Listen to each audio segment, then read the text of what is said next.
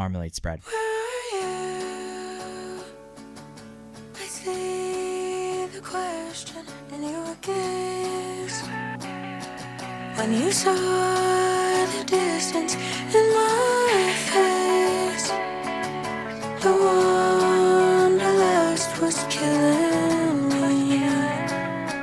So you set me free. I took the flight to California, 7 wonders and 4 corners. Did goodbyes and sayonars, just to find you're all I wanted. So I'm tilted home, trying to close this distance, getting back, that's where I'm at. Can you leave the porch light on? I want to come home, getting back, that's where I'm at. What I do to change the past, I never go. I claim the world but lost my home. The grass is greener on the other side, and I know for sure 'cause I took the flight to California, 7 wonders and 4 corners. Did goodbyes and sayonars, just to find you're all I wanted. So I'm tilted home, trying to close this distance, getting back, that's where I'm at. Can you leave the porch light on? I want to come home, getting back, that's where I'm at. I wanna get back, oh, I wanna get back, oh, I wanna get back, oh, I wanna get back, oh, I wanna get back, oh, I wanna get back, oh, I wanna get back. So I'm tilted home, trying to close this distance, getting back, that's where I'm at. Can you leave the porch light on? I want to come home, getting back, that's where I'm at.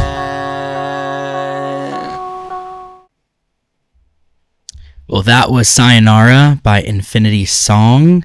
And if you have not heard of this family band, they are sensational. They have energy, they have lust, they have great collaboration in their just vibes with each other. I feel like I wish I now had 3 other siblings that were in a band because of how exciting that they are. I saw them at South by Southwest London, and it was like more than expected because I'd seen them online over and over again, and this is their song Sayonara that actually is on their new album that just came out recently. But being able to see them on stage and to be able to see them kind of connect with each other with a full band and stuff, it was a joy in so many different ways. So I just thought this was a really good way to kind of start things off because they're someone who this group is definitely going further. They're from New York. They have been doing this for a while, I think like 10 to 12 years. Yeah. They've been kind of crafting their stuff. And then they were actually signed to Rock Nation, Jay-Z's label in 2016, which when you think about it, like that's 10 years ago that this group, and they're young, that it's taken them to form into where they are today. And I think longevity is something that maybe we'll get into a little bit more. So this is kind of a nice little starting block in where things are at. Well, I'm really excited to be able to welcome Wizdom onto our conversation today. Hey, thank you for having me. You, I feel, have so much pizzazz, effort, and passion in everything that I've either seen you at, we've interacted with in the short times that we've been back and forth with, but I think that you've just continued to innovate and iterate what you've been doing over the time of being involved in music. I just think a lot of people look up to you. I think you know that in some ways, but you don't act like that. You act like your friends. You act like you want to be able to help them in any which way because you'll receive that in so many ways. So you've just been a really inspiration to me in the small little pockets that we've been around. So I'm excited to kind of get into today. Thank you. Appreciate that. No problem. So you're coming off of a busy weekend at Download Festival, which it seemed like you saw some really, really, really great talent, and also got to be, I guess, wowed in some ways by people that you work with for different shows. But you have a company called We Are Impact. I'm really curious, what is that? And what is that impact that you're making in today's world where you can see someone you work with playing, you said, in front of 10,000 people to end the closing ceremonies at Download? Yeah. So We Are Impact is kind of born out of an idea that grew from Tileyard Impact, which again ended up as a JV between a project that I'd started beforehand called How to Make a Living. So my passion has really been, how do you bridge the gap between creative education and creative careers? Because I've seen over the years that often talent, especially talent that has challenges around it, doesn't always know what the progression routes are. And I've always considered myself really lucky in that I had a dream, a musical dream that had a beginning, a middle, and an end. My band were together for about 17 years that I was in it. Some of the members had been friends before that.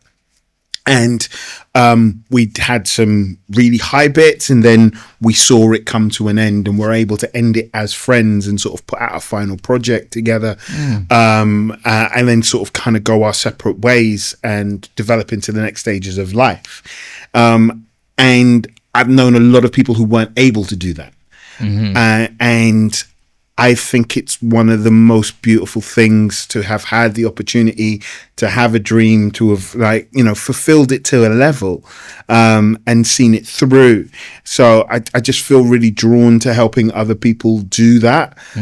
So like you say, this weekend was a crazy example of that, of DJ Savannah, who I was a young person who came through my youth program at the charity XLP that I worked with, who I auditioned when she was 14, and now sort of 16 years later, going and seeing her playing in front of 10,000 people at Download with cannons and flames and lasers and stuff like that is just like, wow, this is insane. So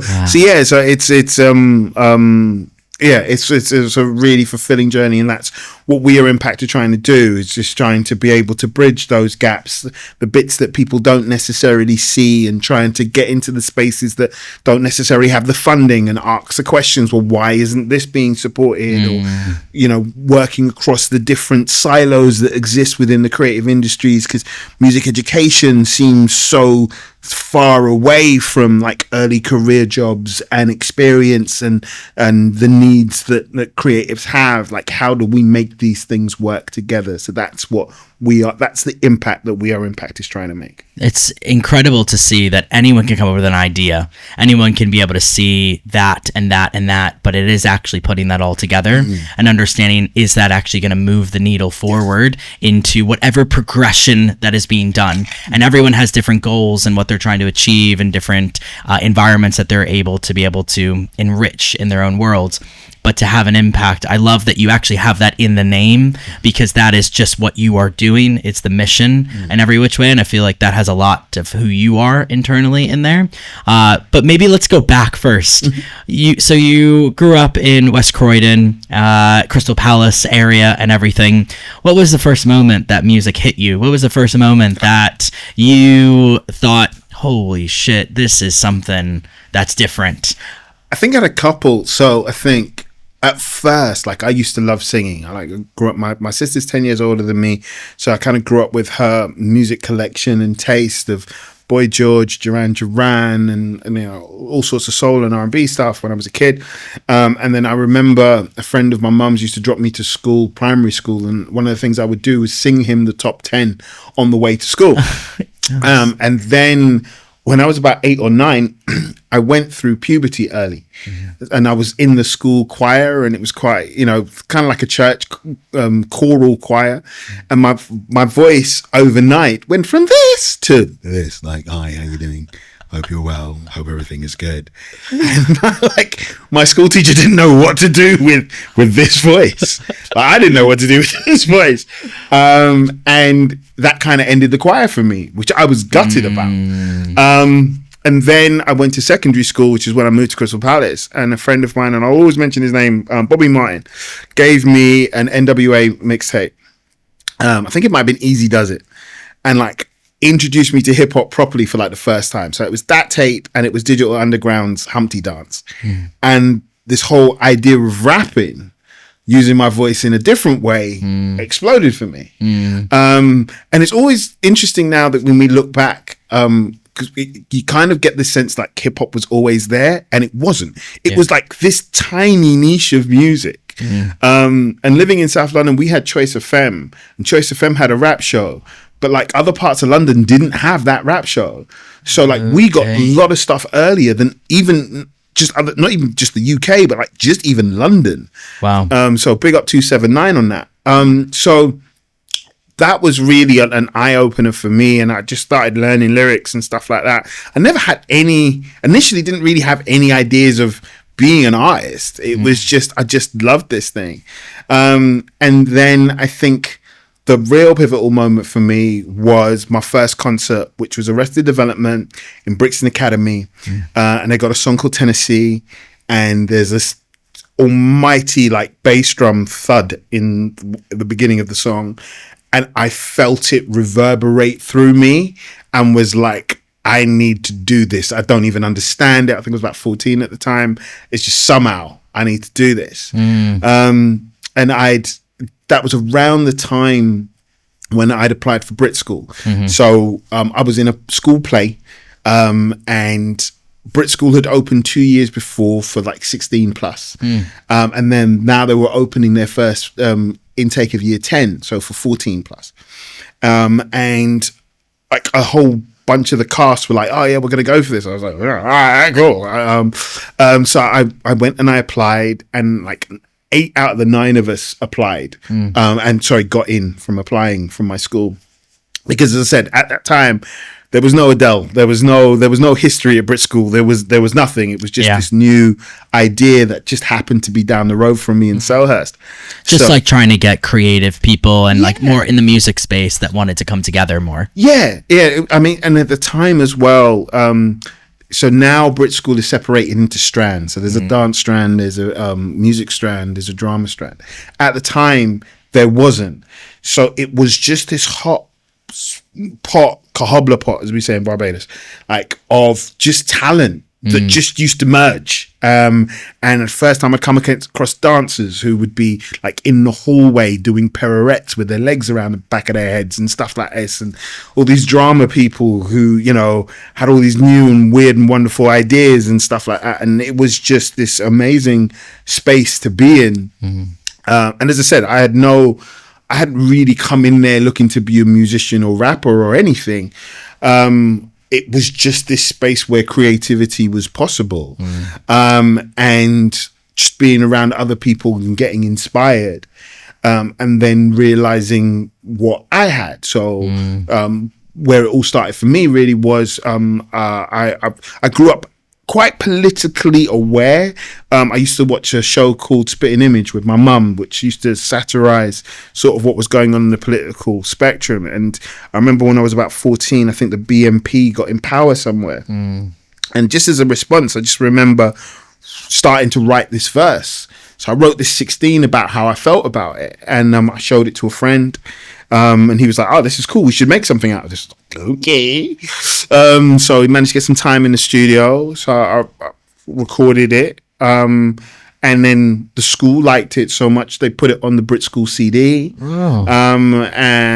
And all of a sudden, I'm the rap dude. So that was how because no one else at the school was doing any of that. No, not at all. No, not at that time. No.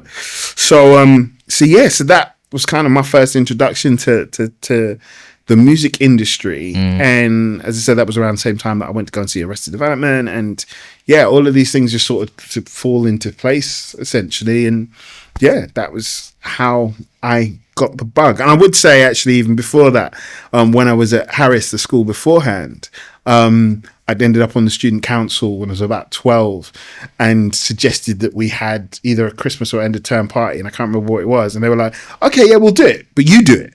I was like, what do you mean? I'm 12. I don't sure. It's like, I was like, okay, I'll do it. So I remember organizing the sound system. Like I ended up DJing. I hadn't planned a set, but I remember playing Outer Space by Prodigy like 3 times in an hour. Like, Amazing. you know, like, Amazing. But like, it was like my first, project management kind of thing. And I just really enjoyed it. And that was kind of where it all started. You were 12. Yeah, I was 12. That's crazy. What was I doing at 12? Yeah, I was going to school, going and playing sport, I guess, and just doing what I was told. That's so interesting to be so young, to be able to have that type of skill set that is, you're learning it, but you're just doing what you love and just saying yes to it. Yeah, I think, and it is fair to say, I will now put it down to this. I went to a private boys' school between the ages of 7 and 11.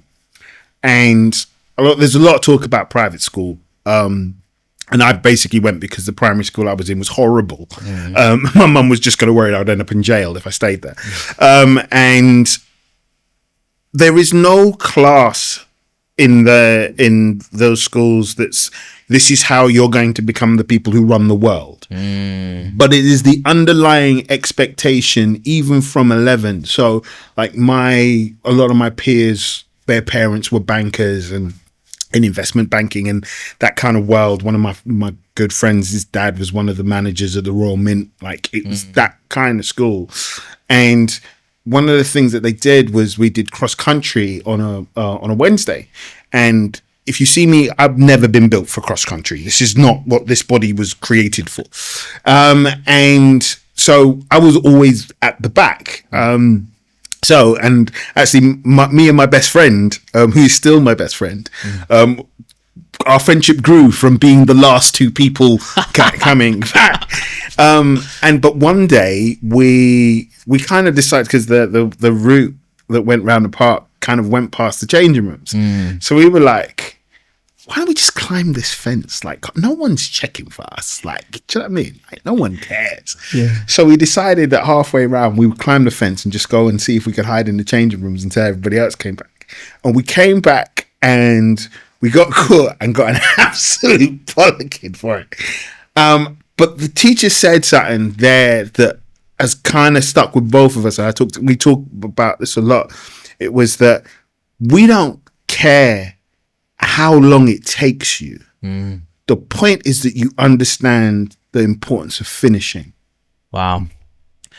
And I think for both of us, that really just struck a chord with us, that it wasn't about winning. It was about who could continue to the end. Could you overcome the hardship and your own limitations to be able to finish the thing? And as a result, I kind of took that into my teen years. It was just about finishing. So I didn't really enter a lot of things with particular fear, especially when you're a teenager. You don't. You're just like, this is a task that can be done.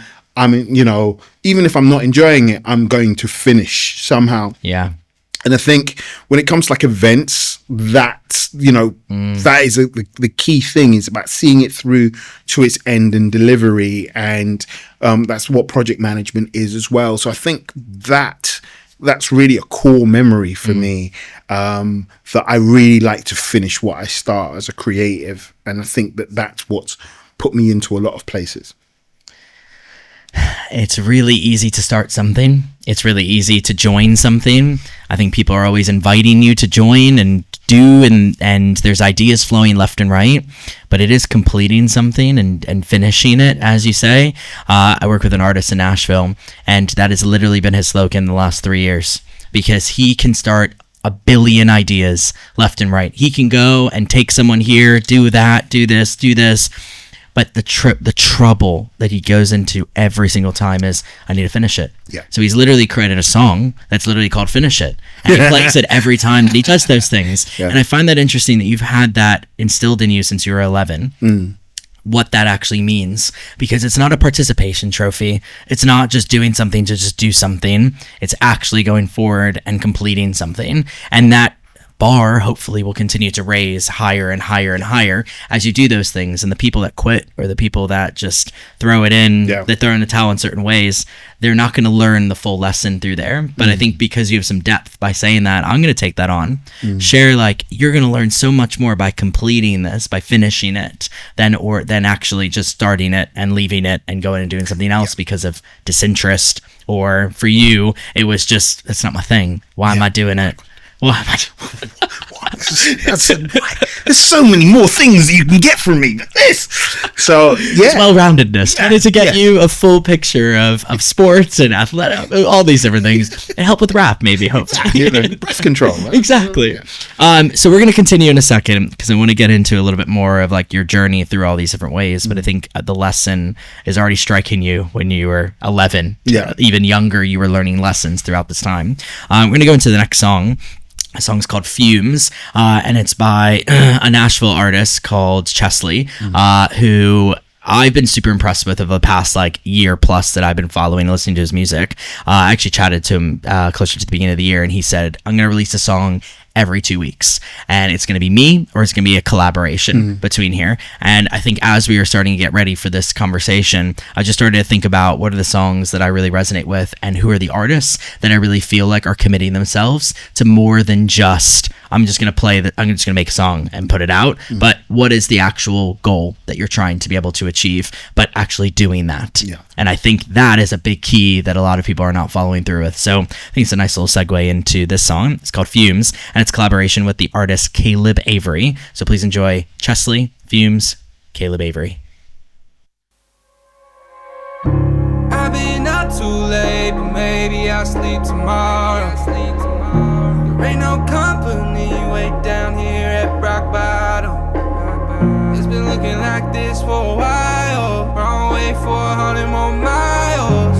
Talk about a downhill dive. I've been running on fumes. Doesn't matter what I say, doesn't matter what I do. I got nothing in the tank. Things ain't been going my way. Can't catch a break. I ought to know by now, 'cause this ain't nothing new. I've been running on fumes. I've been getting ghosts for a minute, on the road for a minute. Pray to God that you're still on my side. I know we ain't spoke in a minute. I'll be home in a minute. Wanna talk, I can meet you outside. I've been running on fumes, I'm tank on E, ain't unusual. Outside, if I'm really being truthful, I think God, you might lose you. Hey, got so used to running away, ain't no gas up in the tank. Hard to do it face to face, hard to keep on going back. Coming down like every day, I've been chasing new eyes. I don't wanna turn the page, keep staring at your blue eyes. Who do I think I am? I'm running down this road and I got no spare. If I call your phone, will it just ring? I've been running on fumes. Doesn't matter what I say, doesn't matter what I do. I got nothing in the tank. Things ain't been going my way. Can't catch a break. I ought to know by now, 'cause this ain't nothing new. I've been running on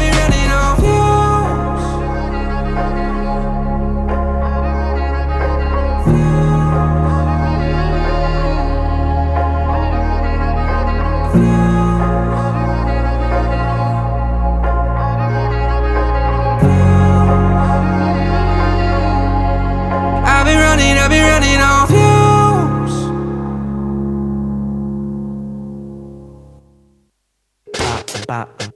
Yeah, this is the story of how we came to be. Putting it down in Clapham Town. From the rugged raw SW4, London City. This is the story of GreenJade, the chronicles, the story so far. Yeah, check it.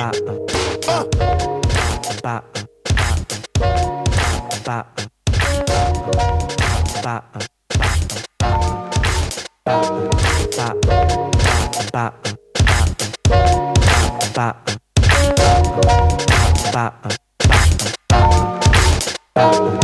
yo, you got hands then, clap 'em, clap 'em. Things done changed then, clap 'em, clap. Hey yo, kids got guns in, clap 'em, clap 'em. This whole crew started in, clap 'em, clap. Hey yo, you got hands then, clap 'em, clap 'em. Things done changed then, clap 'em, clap. Hey yo, kids got guns in, clap 'em, clap 'em. This whole crew started in, clap 'em, clap 'em. Well, if I'm gonna start, I'll start in the beginning, bro. Maternity ward in Clapham South, man, is now Tesco. Got Metro giving out for free, but weighing through this friendship began in Triangle Place Nursery. Behind the block where I live, Judah and Wade, they hang out. We watch Kung Fu flicks, go outside and try the moves out. The truth is I was better at Kung Fu, that was my thing. But Judah was the creator of the Black Gang Gang. Dance competitions, explorer trips, skip a couple of chapters. Friday nights at Way was a hit. Different environments, different scenery. But still, boys, number group, it became legendary. A place to cipher to get away from weak drama. We smoke, watching the word on broke sofa. I could continue to the next scene, yo, like a play, but I'ma let you hear what my man Judah has to say. You know we rode in 92 with this brother called Matthew. Every time he spoke, yo, his words got at you.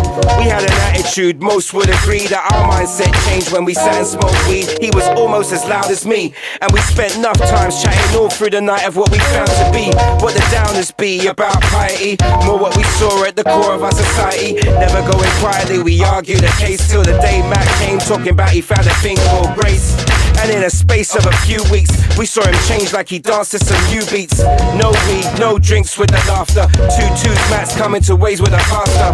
And the aftermath was real deep. Over 10 heads coming to Christ, the real lead. Hey yo, you got hands then, clap 'em, clap 'em. Things done changed then, clap 'em, clap. Hey yo, kids got guns in, clap 'em, clap 'em. This whole crew started in, clap 'em, clap. Hey yo, if you got hands then, clap 'em, clap 'em. Things done changed then, clap 'em, clap. Hey yo, kids got guns in, clap 'em, clap 'em. This whole crew started in, clap 'em, clap. I joined the crew back at the end of '94. Youngest member till secret weapon walk through the door. That was just before I changed and I walk of faith. The bandstand in the common was our meeting place. Put the rhyme thing down for about a year. Then in 1996 we done reappeared. Settled in securing what we had to do.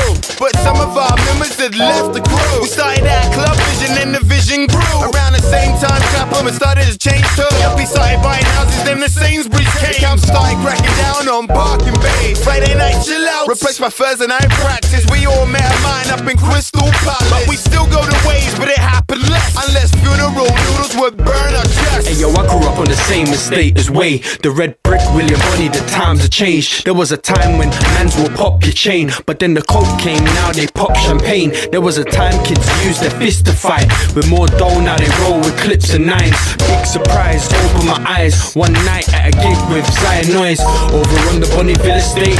Caught in the beef like a Philly cheesesteak. Dudes running with a 9 million a blade. Swung it around, told us to get down. Next thing they were aiming at man's heads now. Kept thinking that someone was gonna dead now. By your miracle bullets they couldn't let out. They ran out like they'd seen a ghost, cause we was covered by the heavenly host. Hey yo, if you got hands then, clap 'em, clap 'em. Things done changed then, clap 'em, clap. Hey yo, kids got guns in, clap 'em, clap 'em. This whole crew started in, clap 'em, clap. Hey yo, if you got hands then, clap 'em, clap 'em. Things done changed then, clap 'em, clap. Hey yo, kids got guns in, clap 'em, clap 'em. This whole crew started in, clap 'em, clap 'em.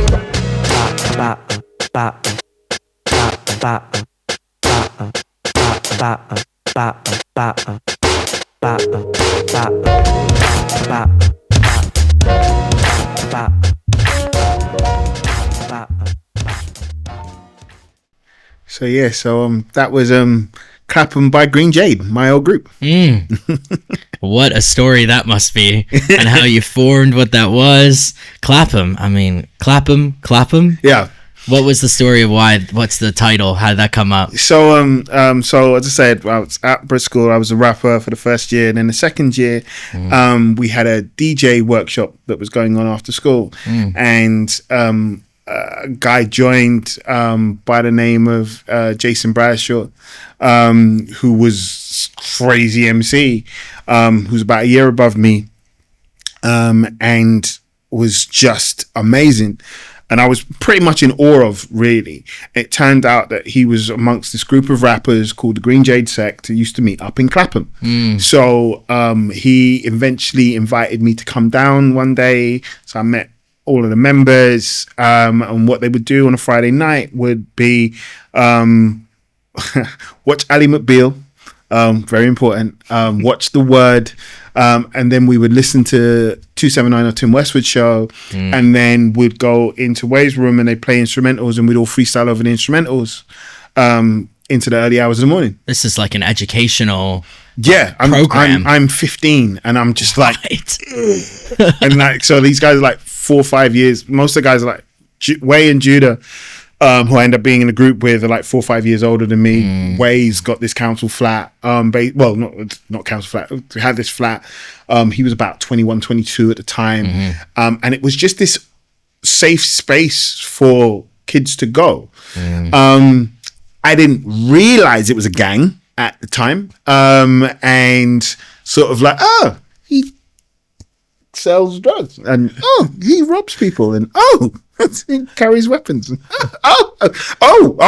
here. I'm here for the hip hop. I just came for the rap.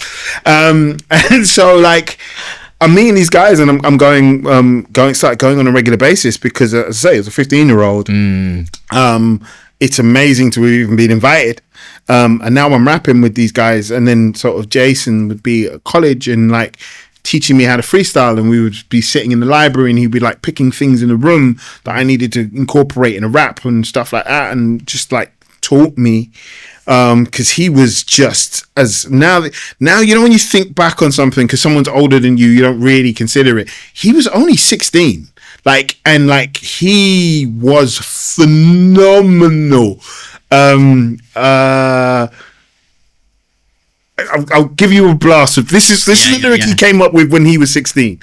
So what's going on with the darlings? They be harding, criminal, invisible to the full. So we learn to go to school. They teach us how to burn right. Girlies, they be acting like the devil's way is right. Eyesight, I might just leave them all alone. Made from a rib bone, big up on their hip tone, cause they prone to lose control to devil's witches. Devils try, but they can't hide from the bitches stitches. Or when I'm in, when I see them all skin. Teeth when it adulterous, sin and everything, but you jerk like ginseng on the sing ting. Bells ring when the kids sing LOS to like he was phenomenal at 16. 16, right? So I'm just like, I'm being a sponge and just trying to take it all in. But what was kind of happening around the group at the time, I wasn't as aware of, was one of the members of the group, who was a street pharmacist, had got in some trouble with. No, he was connected to the triads, because there used to be this thing at the time where there were triad gangs in London who used to hang around what used to be Trocadero in Trafalgar Square and all sorts of other bits and pieces. And he got in some trouble with some people, and they put a hit out on his life. And he was sort of being, there was an incident where he was chased through Balham, which isn't very far from Clapham. And we knew that this thing was kind of happening in the background. But as I said, I came here to rap. I wasn't involved in any of this. But now I'm associated. So he'd started carrying replica firearms and also other things. And he was a young taekwondo champion. So he could handle himself. And he was working security, I think, in the job centre. And one of the women at his workplace was like, I can see you're in distress. Would you mind if I prayed with you over lunchtimes? She was like, I'm carrying a samurai sword around with me. This can't hurt. So he started to pray with this woman, and like felt like a whole heap of some of the issues that he had was starting to dissipate. Wow. So he was like, okay. And then she invited him to church. He went to her church a couple of times. And then he sort of came back to us as like, and what I now know is he kind of made a decision like, okay, I'm going to leave the street pharmacy and this kind of stuff life alone. This is a good time for me to try and get out of this. And like the same night he made that decision, he came out, walked around the corner and bumped into the guy who'd put a hit out on his life. So a scuffle ensued, and Matty was like, look, whatever happens here, it ends here. Right? I'm not doing this running around from people anymore. So the guy punches him in the face. Matty gets up and is like, right, that's it.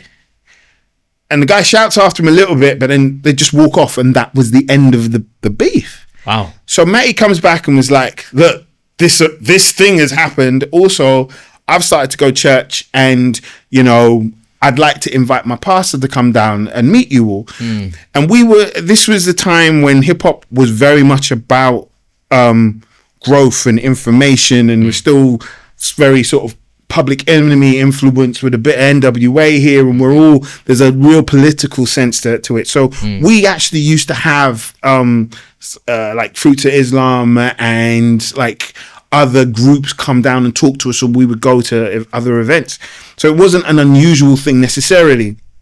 So his pastor came down. I think there was about 20 of us in there, and he just basically said, "Look, this is what faith is. This is what a belief in Jesus Christ is. My church is in Tooting. You are all welcome at any point in time." So it wasn't like a hard sell or anything. He just came and spoke his truth as other people had, and so a couple of the members started going, including Judah, who was kind of the leader of the group, and then Judah had an experience. So he then comes back alongside Matty and is like, "Yeah, this is what this is about." So over the period of a year, I think 14 of the 25 members became Christians. Wow. And started going to this church, which determined the entire direction of what it was we were doing.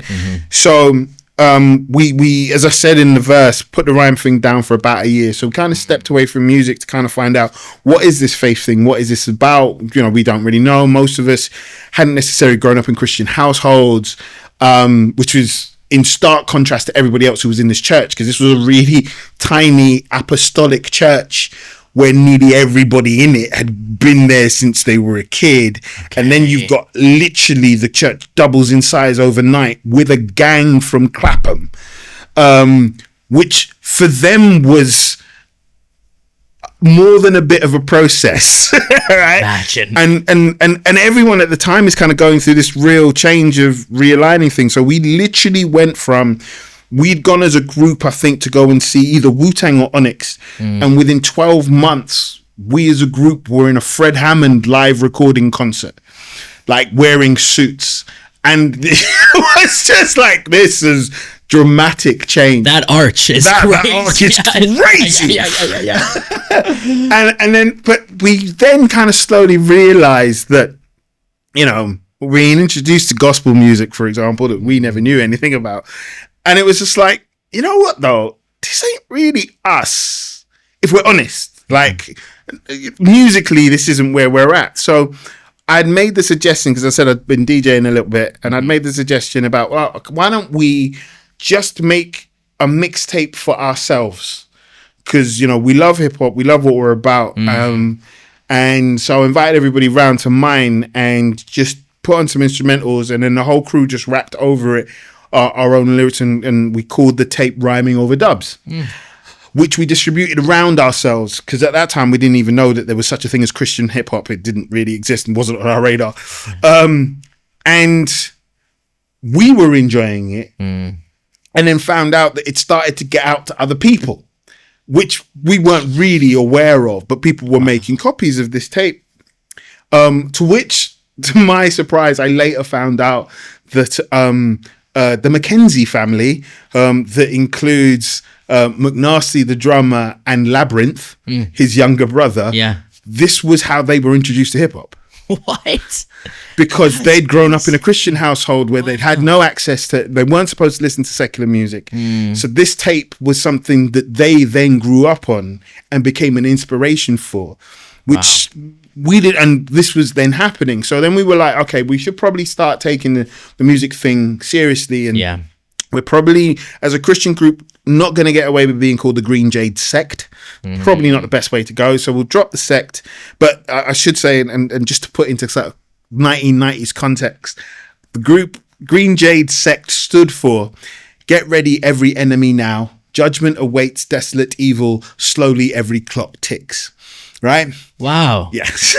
So it was an acronym. Yeah, for it was so many things that you were doing. Yeah. Whoa. And it'd been born out of Kung Fu, because we were very much into Kung Fu films as well. But we dropped the sect, and then sort of what we then realized about the word GreenJade, which isn't the name that sort of pops into your mind immediately as a Christian hip hop group, was that Jade comes from the Old English term jaded, which means knackered or worn out.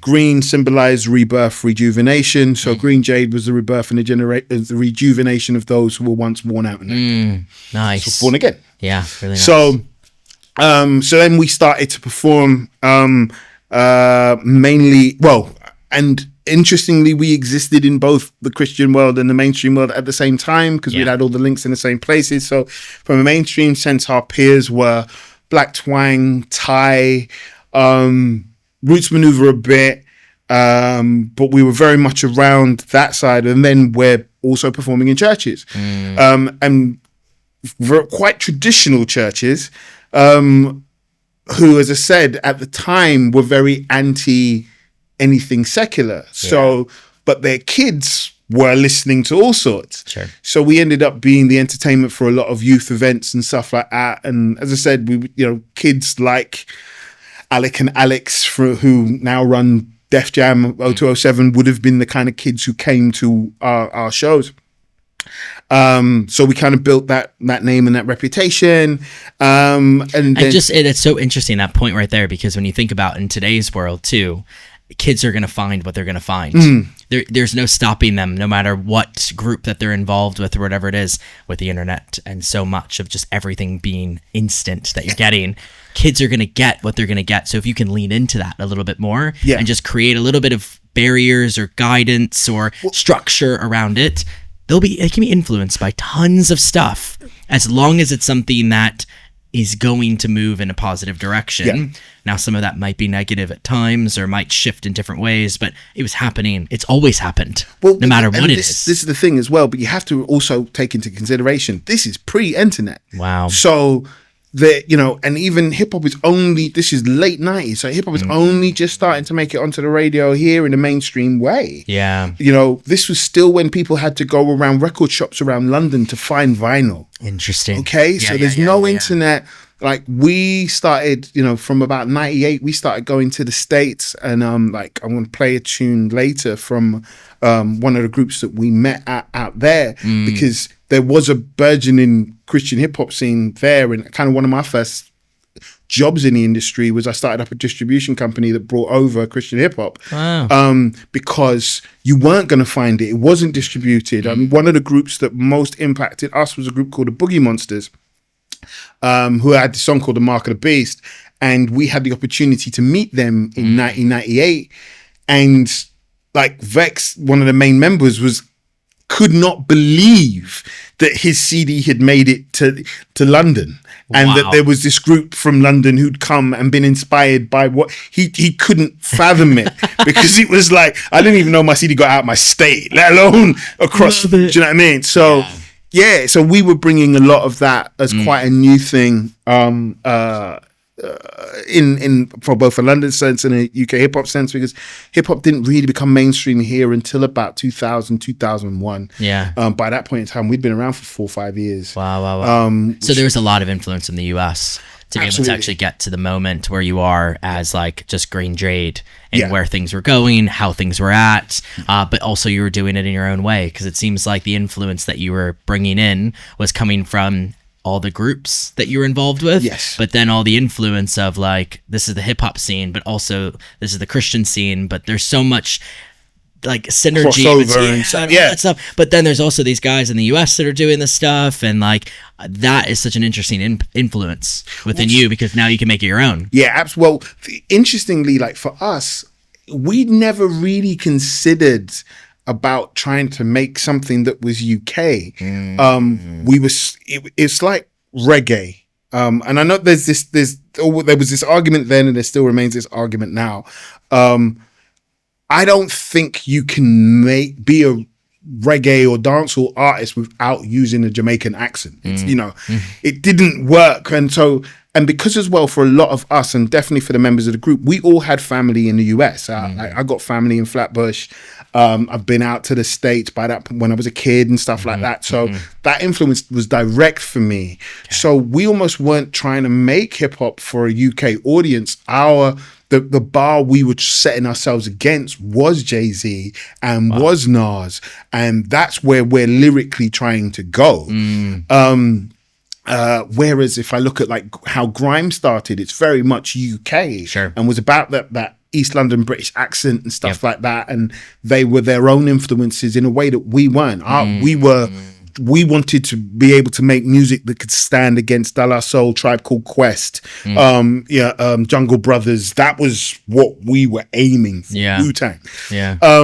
So that was much more of an influence for us. But then, bringing our faith into it as part of it. And I think as we developed, it was less about bringing our faith in it in an explicit way, and more about, okay, this is who we are growing to be as people, and this is how our faith is kind of shaping the world around us and our responsibilities to it, which is how we ended up making the song Gunz Down. Because having been a gang, we were performing one night in 2003, I think it was, for New Year's in Birmingham. And these two young women called Letitia Shakespeare and Charlene Ellis, who were 17 and 18, were about to go out for New Year's, their first New Year's party, and were shot and killed in a drive-by shooting about 1.5 miles from where we were doing our show. So on the way home, driving back from Birmingham, we heard this news report over the radio about what had happened, and it really, really affected us. And I sort of went home. I wrote the chorus, presented it to the guys because we've been speaking about it a lot in the car, and then we made the song, and then I presented it to a young person that I'd been mentoring, who said to me, "It's really nice that you've made this song, but being honest, like, what difference is that going to make in amongst of everything going on?"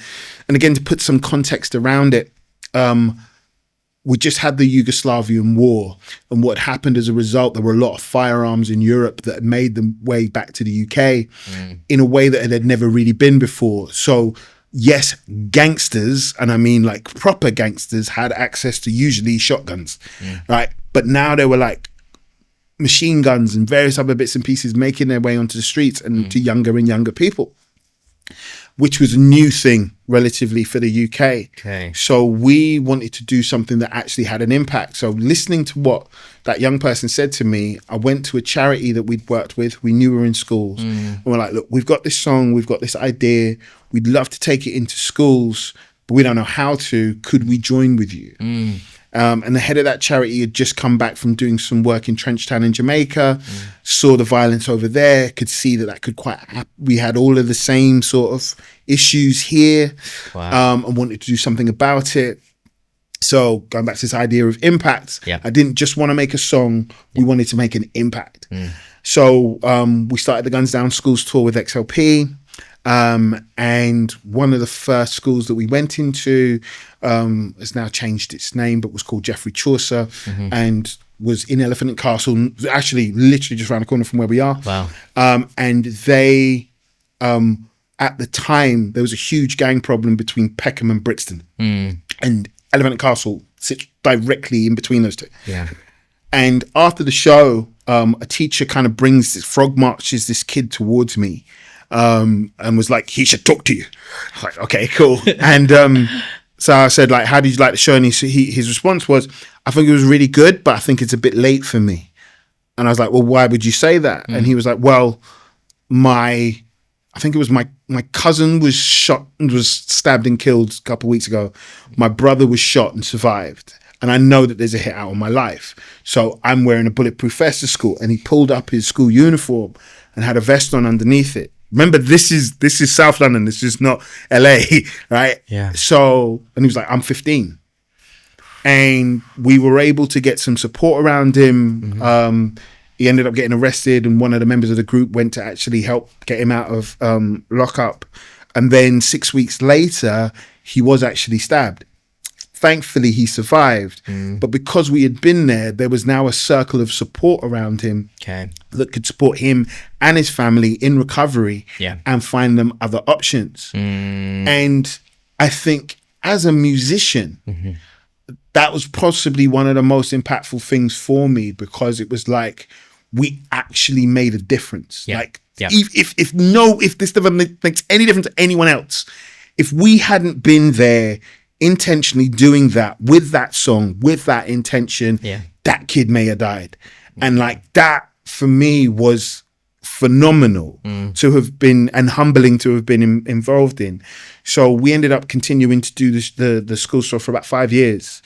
Saw about 10,000 young people, became Trace FM's official schools tour, anti-gun crime schools tour, the Peace on the Streets thing. We got backing from the then Mayor Boris Johnson, and it became the biggest thing that we'd ever been involved in. So coming from being a gang to actually bringing some restoration was incredible. And the last verse on the song Clapham is actually done by Dwayne Triumph, who's part of our wider crew, because we'd all been performing at a show in an anti-gun crime youth event in Clapham, organised by the police, that was about 100 yards from the police station, in which a fight broke out and kids pulled the guns out whilst we were on stage. So we got held up at gunpoint, like doing the song Gunz Down in an anti-gun crime school show. And like seeing the reality of it, like was again really spurred us on that like this is really needed. And I was interested in my response, because my response wasn't fear. I was pissed. Like I don't think I can remember being that angry, because I remember the gun was as far as this microphone is from me, right? So he held it at my chest, and I'm thinking in my head, I can knee this guy in the head and take him out. And then I looked behind me and there was like 30 kids cowered in the corner.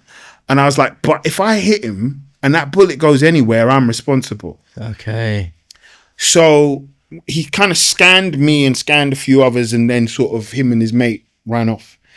And like, I remember, like, as I said, we were a gang. So there's people that we knew. I was like, right, I'm calling Sean. We're going to go in a van. We're going to go and find this person, blah, blah, blah. I remember I had to go and drive to my sister's, which is about an hour and a half away. And I'm driving up the motorway. I've been driving for 45 minutes. And I realized that me, as a Christian music minister who's been doing anti-gun crime stuff for the last 2 years at this point, is working out how I find people to murder them. Right? So I like pulled over and prayed and was just like, if this is the reaction I have to this, how much more so a kid, do you know what I mean, who doesn't have the stability that I have, and what's their response going to be? And it really helped open my eyes to why the violence keeps spiraling, because no one wants to be in that place of fear. So it really gave more gravity to and purpose to kind of what we were doing by having that experience. So Gunz Down was happened in Clapham, became one of the most important things for me. Everyone is in some ways you think of as just a number in some capacities, that you went out for 5 years and you said about 10,000 kids that you had engaged with, and probably a ton of administrators and staff at these schools that is even more than that probably passed that on. But the most direct thing that you didn't just happen right away with that one kid. It happened time and time later down the road. But it's so easy to go back and just say, we helped 10,000 kids, and like, what did you help them with? What did you do? But to think about that one story of that one kid is the thing that sticks with you. That's the thing that could potentially happen with 10,000 other kids. And you did not maybe know, the great majority, you will never know what happened with all those kids and what they've done or where they've gone to or what impact that they've had now in their own lives in some ways. And I think that speaks so much volume to the world now, where we think about, is it worth it? Is it worth it in the end? I need to look for myself now. I need to look for myself. And for you, you're about action and being able to do things. And I think I really love that this word is so powerful to you of impact, that you were doing it before you even probably put it on your bumper sticker, right? Like thinking about it every day. But to be able to have that one engagement with that one kid and be able to think about that he was somebody who just needed help. He needed a community. He needed people around him. He needed tools to understand that. But yet, so not too long after those moments of things, you're thinking about just going back in reverse to what is known and not thinking about the tools that you've been sharpening up over and over to be able to engage or disengage, and how to engage in the proper way. But I can imagine that is frustrating in that moment where you are putting all this time, effort into helping people, sharing a light into that there's other options, but yet in that moment of you doing that thing, it's the complete opposite is happening. Yeah. And that is a macro level. That is huge, like thinking about, and that is harsh reality of life sometimes, where that is an extreme that people will go to because of situations that they're in. Yeah. But even the minute things that people are thinking about where they're not like understanding the engagement that you're having, that's frustrating. So to think about it at that level of extreme is so difficult. And I feel like that journey that you've just taken us on there with those stories is something that hopefully people can really engage with and think about in their own lives, whether that's minuscule or something massive in that way for impact. But I appreciate like having this group. Whether you were leading the charge in some ways or all the time, you've switched this group into being 25 to about what you said about like a handful, 5 of you that are really engaging, thinking forward in the rap scene, but also into this Christian hip hop scene, into where that actually is. It's bigger than yourselves. That's going to live on forever, and everyone's going to take that in whatever way. So I appreciate like Clapham is a physical location you can think about. But now like thinking about an actual mission to help with helping kids in schools, helping understand that you wrote this song is one thing, but what you're going to do with it after. Well, I'm excited to listen to now Gunz Down in a positive way, looking forward to it, because now I feel like we'll live in that moment where I'll envision you in the front, rapping, singing, connecting with kids. And maybe that one instance was an extreme, but there's probably 1,000 other ones that you played that you looked into the crowd and those kids were just taking it in a lot of capacity. So should we go on to Gunz Down now? Yeah. All right, so we'll play Gunz Down, and hopefully you can envision something that that Wizdom has just spoken into. And this is by his group GreenJade.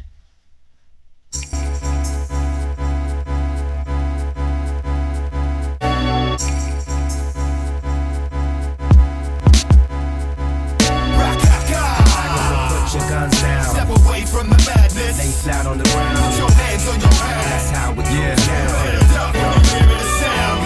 Click, click, loud. I love the brother dead in the flash. In the cold while his so-called brethren laugh. On his epitaph it reads, another one goes. Leaving behind the mother with kids and 3 bros. Maybe that's the way it goes. Because these street codes are clear on how you look to deal with your foes. A direct threat to street reps. But licking shots over these things I call deep steps. I see sets of these so-called crimes and so-called sins, dying over so-called things. No one wins, but life is snug, families frown. Tears flow cause of life's taken down, but the drama comes back around. And one day, the bullet that you let fly will fly away. Looking how to learn how to pray, but it's way too late in the day. So we say, put your guns down. Step away from the madness. Now lay flat on the ground. Put your hands on your head. That's how it goes down. You better duck when you hearing it sound like there goes the sounds on the streets. There goes the sounds of guns beating. Causing the curse some of us we pay. We bring the light while you knuckleheads keep shots ring out over the city. We look back and consider the mindless chat that has caused us to pity. The unity in our community, it sounds silly, but life ain't the goal, it's the cash you hold. And the man who's most bold always seems to roll, and that means weapons when you out on road. So they try to forget they sold on the mindless paper chase, cause that's all they know. Where there's no education, you get guns and it's all through the station and out on probation. Still left sitting in the same situation. How to get cash in this capitalist nation? And that's what we're facing, heads with no options, protecting shady business from eyes that be clocking. But I pray that they will accept Christ's adoption instead of seeing children getting sort of like oxen. Put your guns down. Step away from the madness. Now lay flat on the ground. Put your hands on your head. That's how it goes down. You better duck when you hearing it sound like there goes the sounds on the streets. There goes the sounds of guns beating. Causing the curse some of us we pay. we bring the light while you knuckleheads keep sleeping. From back in the day, it wasn't like this, no way. But now they're picking me up to have a play into their ways. Now their fires across. Innocent lives are lost, getting nobody to count the course. Turning to frost by holding me tight. Back in the day, they didn't need me when getting into a fight. But now I sight gunshots until I'm empty. They used me to kill millions of heads through the centuries. Now I'm plenty, feeling annoyed at the fall. They abuse me and my family, they're making us snore. To be born like accessories, even the best of me. They better stop the messing me. Now I'm saying with energy. Put your guns down. Step away from the madness. Now lay flat on the ground. Put your hands on your head. That's how it goes down. You better duck when you hear the sound like bra-ka-ka. Here goes the sounds on the streets. Bra-ka-ka. Here goes the sounds of guns beating. Bra-ka-ka. Closing the curse, some of us weeping. Hey yo, we bring the light while you knuckleheads keep sleeping. Put your peace sign up in the air. Put your peace sign up in the air. Everybody just put your peace sign up in the air. Put your peace sign up in the air. Put your peace sign up in the air. Put your peace sign up in the air. Put your peace sign up in the air. Put your peace sign up in the air. Whew, I can feel that.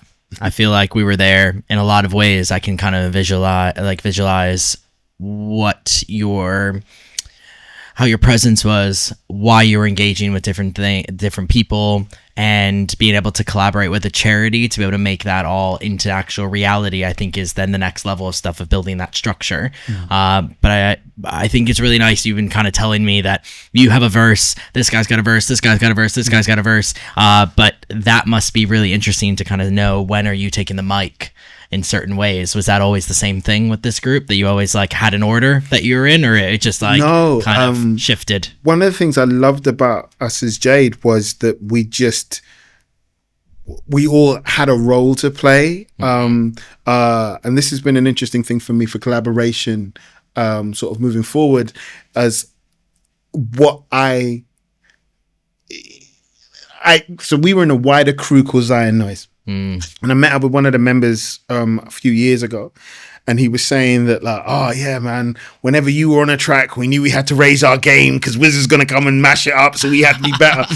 And like, it was funny, like we never had that in Jade. It was because the four of us, the four main MCs, all had very different styles. Okay, so it was more of a case of, I can't wait to see what Judah's going to do to this, or what Third is going to do to this, or how Way's going to make this beat. And like, we were all really excited by each other's talents, and there wasn't any real level of competition internally between us. But we realized that that was a thing that happened externally, because a lot of the other artists that were in Zion Noise in particular were solo artists. So they're always comparing their thing to someone else. Whereas for us, we didn't need to. It was just like, maybe like Third's a good looking one, so he gets lots of attention. So you stand next to him, we get attention too. Like, I'm Way makes beats. I'm the one who is like politically minded or is very much out there and stuff. So I would be the one who would go and do TV interviews and stuff. And I remember on one occasion, like the leader of the group held a meeting and was like, right, Wiz is going and doing all this TV stuff. Like, how do we feel about it? And like the group was like, well, he's temping, so he can go and do it when none of the rest of us can, and he's good at it. And they were like, yeah, cool, go do it. And it was lovely to have this feeling of we're all in this together, supporting one another, doing whatever. So like, there are some songs I'm not on, and there's some songs that I'm on, and it's fine. And there's no sort of like, oh man, they left me off this and that. It was not, because this is all for us. And we are creating something together. And the brotherhood, going back even to Clapham, like the first verse, Way starts talking about him being born in Clapham and the fact that he met Judah at Triangle Place Nursery, which is just behind where his flat was, like, and they grew up together. That was the basis of our group, that friendship. And I think now understanding more about male loneliness and, as you get older, how difficult it is to keep your friendship group together. We actually were an example of a brotherhood of guys who came together and supported one another through all sorts of things. And we later realized that there wasn't a lot of that. And it's been something that's, strangely, like within the church setting, for example, Way became the head of what we call the brotherhood president, and was responsible for bringing all of the men together because they didn't have that. Yeah. They didn't have, we brought, as a gang, brought camaraderie and brotherhood into our church network. Yeah. And it's amazing to see how, for us as well, how that's continued on. Like Way and Judah are both now counselors.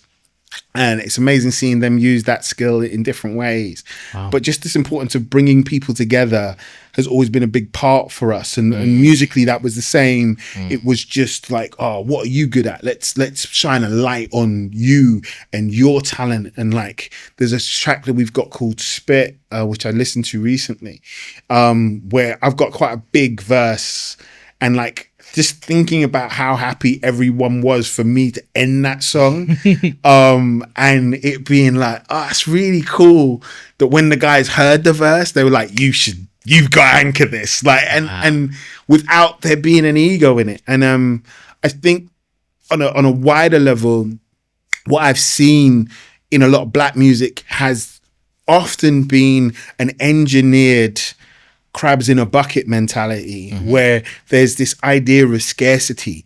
So everybody is kind of out to murder everybody else to get the opportunity, and people don't work together. Yeah.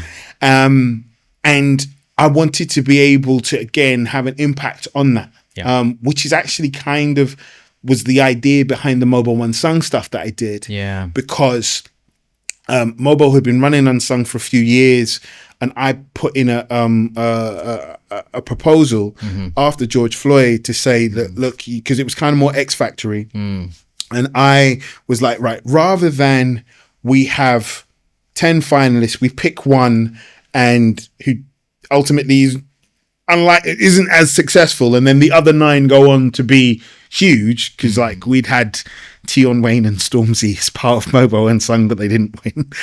Like, Little crazy. Yeah, which is mad. Yeah. But it was formed, just really quick. So MOBO Unsung was formed to be able to create an environment for young kids, mostly in the black community, to be able to go and get a little bit more support in what they were doing. Essentially, it was more, as I say, it was more of an X Factor competition for emerging artists making music of black origin. Yeah. That was what it was originally. Yeah. What I had suggested is, let's turn this into a community. So rather than we discard the 9, let's take 10 and use economies of scale to be able to accelerate these 10 artists. And the important thing was that no one was in direct competition with one another. We wanted really good quality artists, but for no one to feel like, wow, if they get that opportunity, I'm not getting it, and blah, blah, blah. Like, we wanted to be able to have that parity because we're all slightly different. Sure. Because again, that's what I'd learned from GreenJade, was being able to have people who were slightly different meant that it reduced the conflict. And I wanted to be able to show that within black music, we can be successful without this level of conflict. So that's what that was the initial idea behind MOBO Unsung for me. And I believe we've been quite successful in that, in fostering really good relationships between artists. We've had some that have gone on and been really successful, like Jordan Adetunji, but it's really cool that he's still active in the WhatsApp group. Great. Because he can be like, well, I've been nominated for a Brit, a Grammy, a MOBO, and Grammy, MOBO, and something else, like, and a BET award. But I came up through this, and I'm still putting my happy birthdays every now and again when people are going on and stuff like that. And that's been really good to see, because sometimes we don't assume that that's happening. Yeah. And people feel really disconnected, and everyone's journey isn't the same. So he's had that level of success, but I've also got someone like Sarah Akumu, who is not necessarily a household name, but is flying out and doing, events for Balenciaga or performing at Monaco for a Grand Prix, and in Vogue and magazine and all of these kind of things. But they're all experiencing this together, and they know that there's this network of other artists who are in similar places that they can draw from each other's experiences. And that was what I really wanted to see and have some impact, rather than it just be, well, one person gets funded and everybody else is fighting for that one position. Yeah. Because if we don't, I really strongly believe that if we don't show an example of how it can work, people don't believe it will work. Yeah. Nothing. Yes. That is it at the end. And that is integrated into your entire soul, into where things are at. You've just jumped quite a few years, but that is so interesting to see how that growth has enabled with today's world. The reason why I moved to the UK was I felt in the US, it was actually, you had 3, 5, 10, whatever, all of those people competing for one position. Yeah.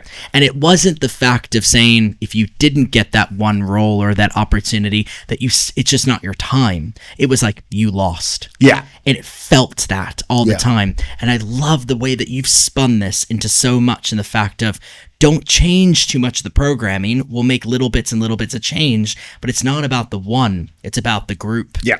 And all of those people can find their ways to be successful, grow in their own Right. Yeah, exactly. To be able to find, how do you build a business? How do you sustain this for a long period of time? And actually, we can help you funnel into new avenues and verticals that maybe you didn't even know existed Yes. in the style that you're actually doing. But to do that with 9 other people and mentors of people that can help strategize with you, I mean, that's not going to happen anywhere else, because all of these people that you're vetting are at top level of where those things are at. And I feel like, correct me if I'm wrong in some ways, but when you were younger and you were connecting your music to these different younger kids, you were trying to connect to as many people as possible, but you knew that there was only going to be like the top group that were going to then instill that and do it on their own. Yeah. But at least all those people were witnessing all of those things. Yeah. And they were experiencing it themselves, because it may not happen directly right away, but maybe down their lives, 10, 20, 30 years down the road, who knows what they could be affected by and actually thinking about. Absolutely. So, like, I think it's amazing now, for example, because, you know, I then went on to work for XLP. I then ran their arts for 7 years, and we would go into schools, we'd do showcases, we would audition talent, and then we would take them to events to kind of open their world up to creativity. And one of the young people that I did that with was Lola Young, who I remember, I still have the video actually of her performance. And I remember taking her to see Alicia Cara at Brixton Electric. There was 2 other girls that we went with. And at the time, I think Alicia was 19. Here had just come out and was blowing up. And I remember Lola watching the show and then saying like in the car on the way home when we were talking about it, she was like, she's only 5 years older than me. I think I can do that. And she did. And I remember and I then got her on a festival called Greenbelt. I used to take young people to, and she performed there. So that was her first festival. And then sort of 3 years later, 3 years ago from now, I think, 2002 or 2003, I was working with MOBO, doing a show at Glastonbury, and then Lola was headlining that stage. And that was an amazing moment to have kind of seen that. But she'd come through that XLP community of other talented young people that she got introduced to and met and everything else. And in no way am I taking credit for her success. But like it's just seeing the importance of that, seeing that growth, and being open to those opportunities to be inspired by seeing someone who was just ahead of you. And I put a post out on my Instagram when Lola won the Grammy, and I mentioned Alicia in it. And what was amazing to me is because Lola responded, but then so did Alicia Cara. Wow. Because she had no idea doing that show 10 years ago that a young Lola Young was in the audience being inspired to have her career. Yeah. And that is the power that you realize that you're kind of putting out there. Yeah. You know, when I found out that, you know, we'd been involved in Inspiring Labyrinth, I was like, how would I have known that? Like, you know, and especially now as well, because I still work within gospel in a sense. I am involved in the Gospel Music Industry Alliance, which is kind of the UK body that supports gospel music. And one of the big things for us is session musicians. something like 60 to 70% of the session musicians playing for mainstream acts come from a Christian background, right? Because they've all learnt to play in church. Yeah. And a lot of them, now the established ones, were the kids we were playing to. So like, you know, so even with Lola, when I met up with Lola, her bass player is a kid who came through one of our things. And I remember seeing her at a show and him coming up to me and being like, "You don't remember me, do you?" And I was like, "No." And like, Darren's like 6'5". I was like, I remember you. And he was like, "Nah, you came to my church and you played and you did this and blah, blah, blah." And I'm like, "You must have been like 5. He was like, "Yeah."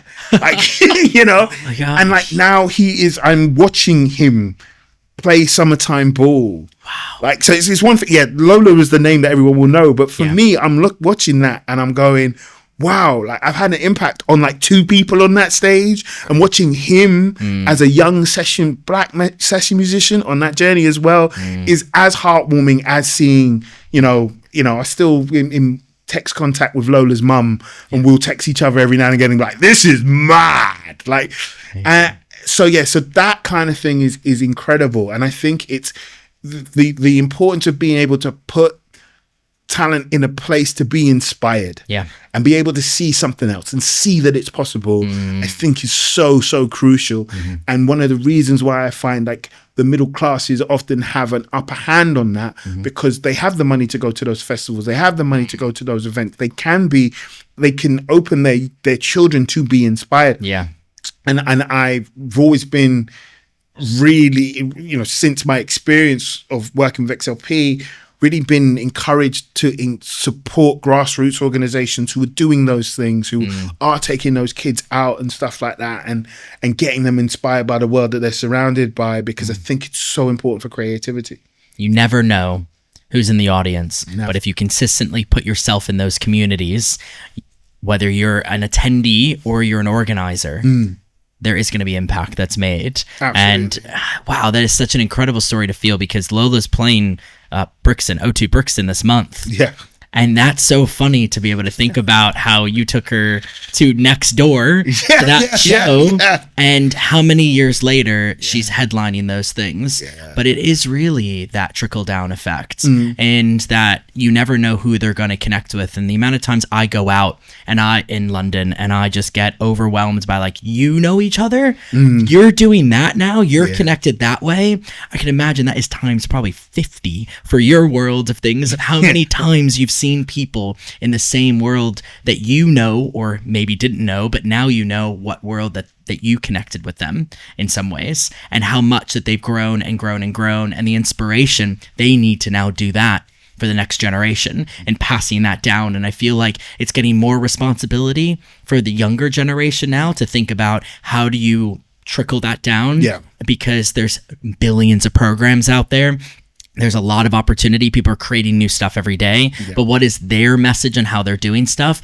It feels very individualized, that they have to make it that way. So I come back to your group, that it was simple. You wanted to do that together. You wanted to be able to feel that. But now I feel everyone's got their own way of doing things, and how they can do that and how they can do this. And then they're lonely in being able to do those things. So how are we enriching that with the next generation is, I think, the big question to be able to focus in on. I think we'll get into that a little bit more in a second, because that's a message I think you want to leave here today with. But I love the connections. You have so many connections on where those people where you inspire are, and how they've come together through there.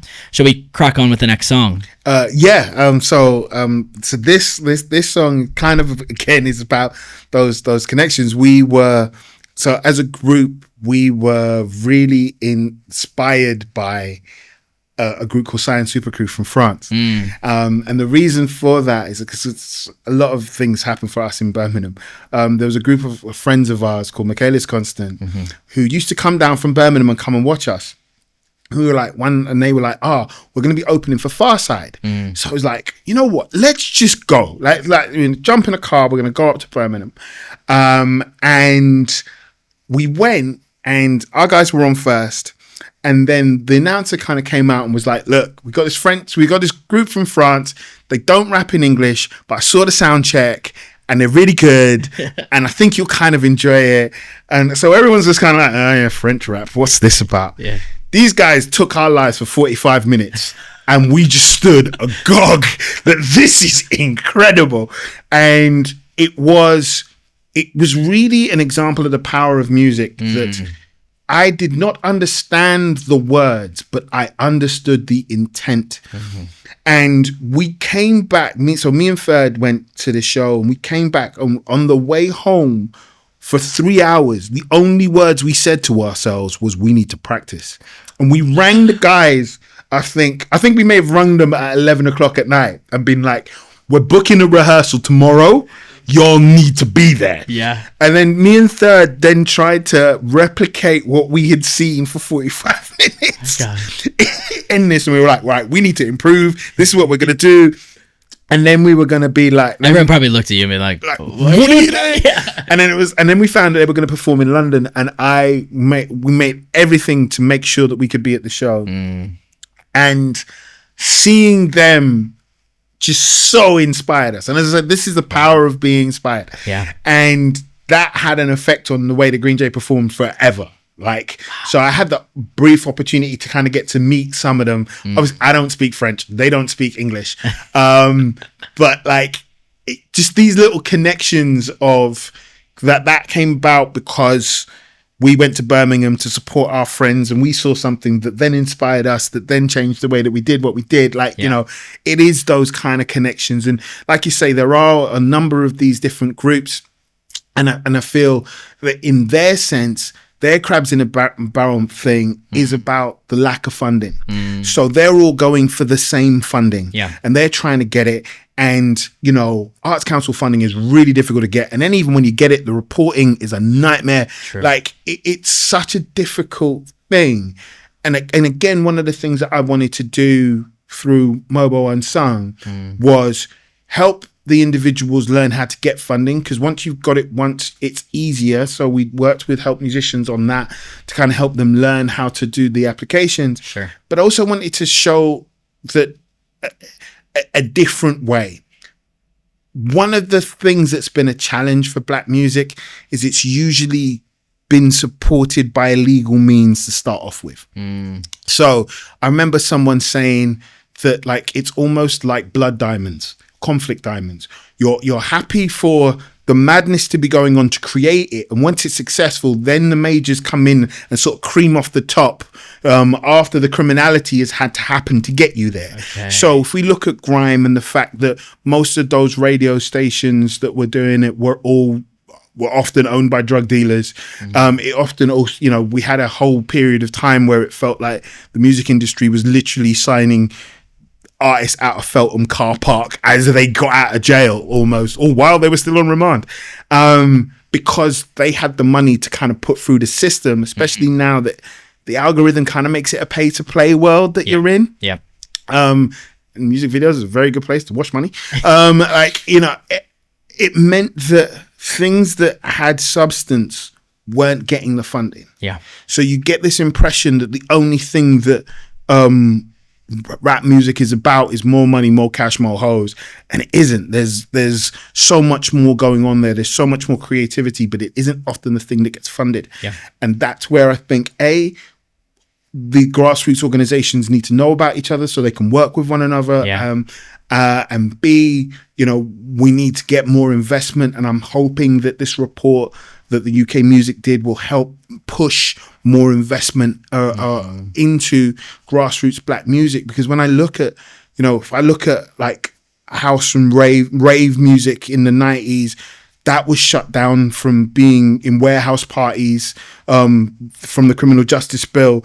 Then we had the 696 laws, which meant that you couldn't play Black music in a lot of venues for risk assessment purposes. Okay. And it feels like for a lot of Black music, it's the bits that have just been able to survive that have been successful. It's never been supported. And I would really like for there to be a change. So bringing all of that round to say, sort of like Science Super Crew just showed me and instilled the power of music to cross barriers, from language, from anything, just by being great. And I really love that and want to put more of that out into the world. Say yes and be great. Yes. That's what I've taken. You said yes, and you keep saying yes, and you keep saying yes, and you keep saying yes, and good things will keep coming because great things will consistently keep growing towards that. Yep. You'll keep gravitating towards that over and over again. Yeah. All right, well, I'm not going to experience the show, but hopefully we'll experience one of the songs to be able to get you a little bit further. So what's the group called again? Cyan Super Crew. And the song is called... I don't even know how to pronounce this song properly. I'll be honest. Malgré les gardes. Yeah, I'm not even gonna. It's just dope. Just trust me. This track is dope. It's dope. Enjoy.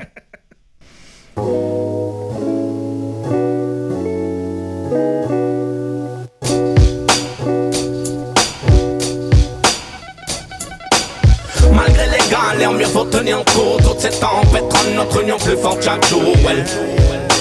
Plus forte chaque jour. Well. Notre union plus forte chaque jour. Well. Malgré les tempêtes, notre amour tient debout. Toutes ces galères forgent le couple un peu plus chaque jour. Well. Un peu plus chaque jour, yo. Chaque jour. Well. Un peu plus chaque jour. Un peu plus chaque jour. Well. Je n'ai pas toujours été très sport, ouais. Comme mademoiselle dormait, c'est des hordes de groupies que je formais. Souvent les choses viennent à déborder, surtout quand l'homme est borné, où chaque preuve d'amour devient une corvée. Toute cette tempête, toutes ces ambiances qui nous rendent bêtes, toutes les engueulades d'un couple en détresse. Normal qu'elle déteste le fait qu'il y eut tant de maîtresses. C'est quand bien même mes mensonges furent de grands échecs. Le quotidien du couple a eu tendance à nous dessouder, comme trop souvent squattant le fond du gouffre. À vouloir tenter le diable, j'en attirais les foudres. Ces fautes me foutent un coup de blues, je vous l'avoue. Ouais. Malgré les galères, mieux faut tenir en cours. Toute cette tempête rend notre union plus forte chaque jour. Well. Plus forte chaque jour. Well. Notre union plus forte chaque jour. Well.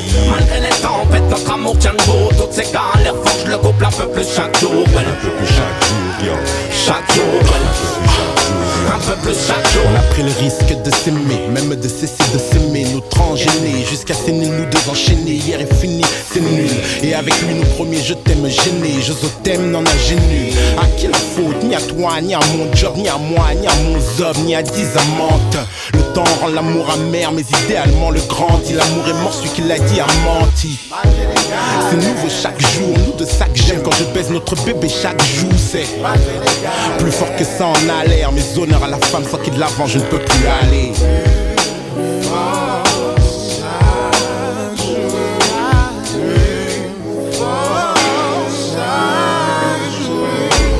Malgré les galères, mieux faut tenir en cours. Toute cette tempête rend notre union plus forte chaque jour. Well.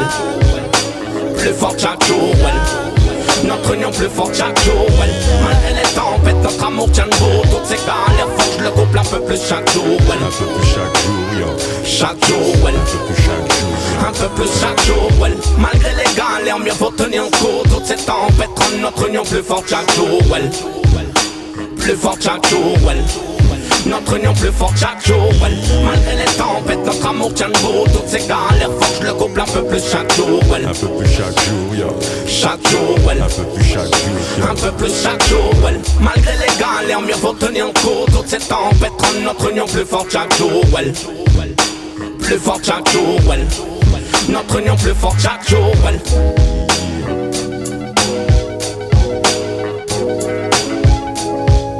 Un peu plus chaque jour, yo. Un peu plus chaque jour.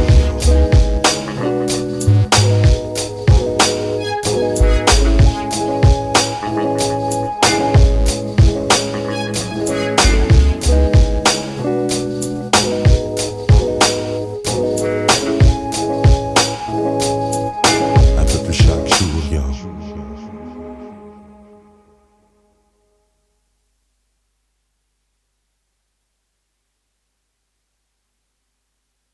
Insects are all around us. They produce many sounds at many frequencies and volume levels. We are so accustomed to hearing insect sounds that we seldom listen to them.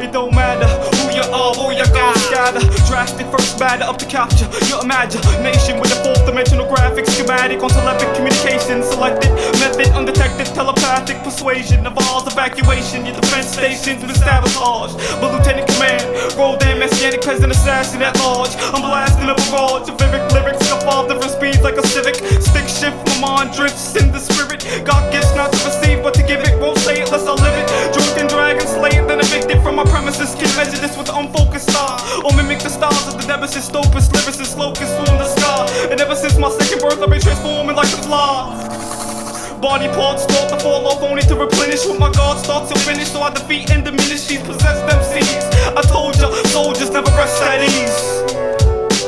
Pressed on your gas and waste your few sons. Should've remembered the weak shall inherit the kingdom of heaven. 21 attack, I knocked them down to 7. And say practice for militia, bullet like lyric hit ya and rip ya. Redefine Crayola or chalk like the scarecrow on the cornstalk. I petrify wicked birds that wanna eat up the crop. Real hip hop, straight from God's soil. We burn it like vegetable oil and squeeze like snake oil. They gave us microphones cause we rap like tinfoil. The ultimate fruit, the ultimate fruit. Leaving spots bloom in catacombs I emerge. Deacon prepared for what's about to occur. Fully nourished rhyme set that flash like a blur. The water is still so it's time for us to stir. Within the family we're sharpening our swords. Entering when negative get checked. Connected like skin to your pores. Expected every time we step in to blow down your doors. So what? You didn't think we could rock like this? This without the fist and still the whiteness off the precipice. Never let it on the hill, born the thrill. Going worldwide, you do the Lord's will. It's the conscious one, the remnant representer. Militant mind, Yahweh is the epicenter. Bent to light pipes and blew up like dynamite. Fat MC is a status, don't test. I invasion from Celestia like I was a Damonite. Taking flight like I was a locust in the night. God got the back, no need for hindsight. Living by spirit, not by the might. Behold, behold, the culmination of senses, the ultimate fruit. I break forth like summer roses in bloom. Empty tomb forms my mental cocoon, I assume. Captivation by vocal trances. Unspoken words fast mental canvas. Forms expanses. Of higher learning to some forms quite toxic. Christ forms my optic, check my logic. And knock you out like anesthesiologists. Taking notes to copy this. There ain't no stopping this. I'm dropping this mental strategy. Cause who's the next to be the casualty? Check my masterpiece. I release lines in locust form of corn. It's the quiet before the storm. Do not conform to lukewarm tendencies. Enemies seem to apprehend me. The sons of intellect will never be duplicated, originated. Take 5 to read you all straight up jaded. Shadow of the locust, constantly keep focused. My whole style is magic, so here's the hocus pocus. Don't overdose it, the post is too potent. The use of sharp phrases amazes MCs to gather round. Witness miracles in the underground. Till I'm entrenched microphone make weak MCs drown. They try to apply forces from their whack high horses. As the new methods of meditation and creation through sensation. Just a soldier, that's my occupation. Who's the golden one? Shining like the sun. Getting ill and rocking microphone just for fun. I take off your mask to discover other ones. You clones, poison microphones. And then in my ear like dial tones. Time to set you straight like broken bones. I throw pebbles as you persist to throw stones. Imitations get sent back like Haitians for they premeditation. Spiritually intoxicated, biblical doctrine context has my soul illuminated. The risen Messiah is anxiously awaited, anticipated by a nation before creation, predestinated to be hated by modern Pharisees who are mentally devastated. Philistine minded corrupt administration, in constant war against chosen Armageddon virtual fighters. Holy scripture, angelic ninja, rebel militia, minister, a call soldier on the front line of this World War III.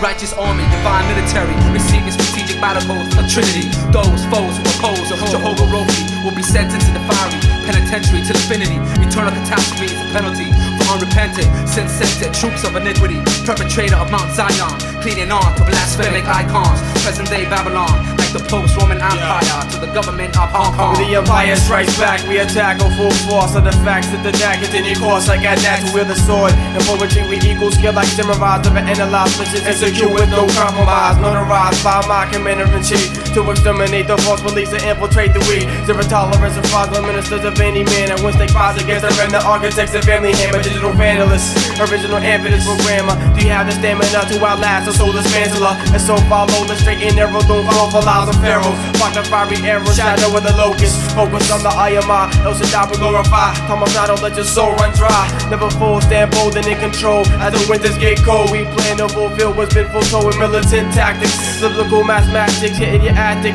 Squashing human philosophical statics. Since Genesis, been doing battle with my arch nemesis. So I continue until from earth we make our exodus. Wow.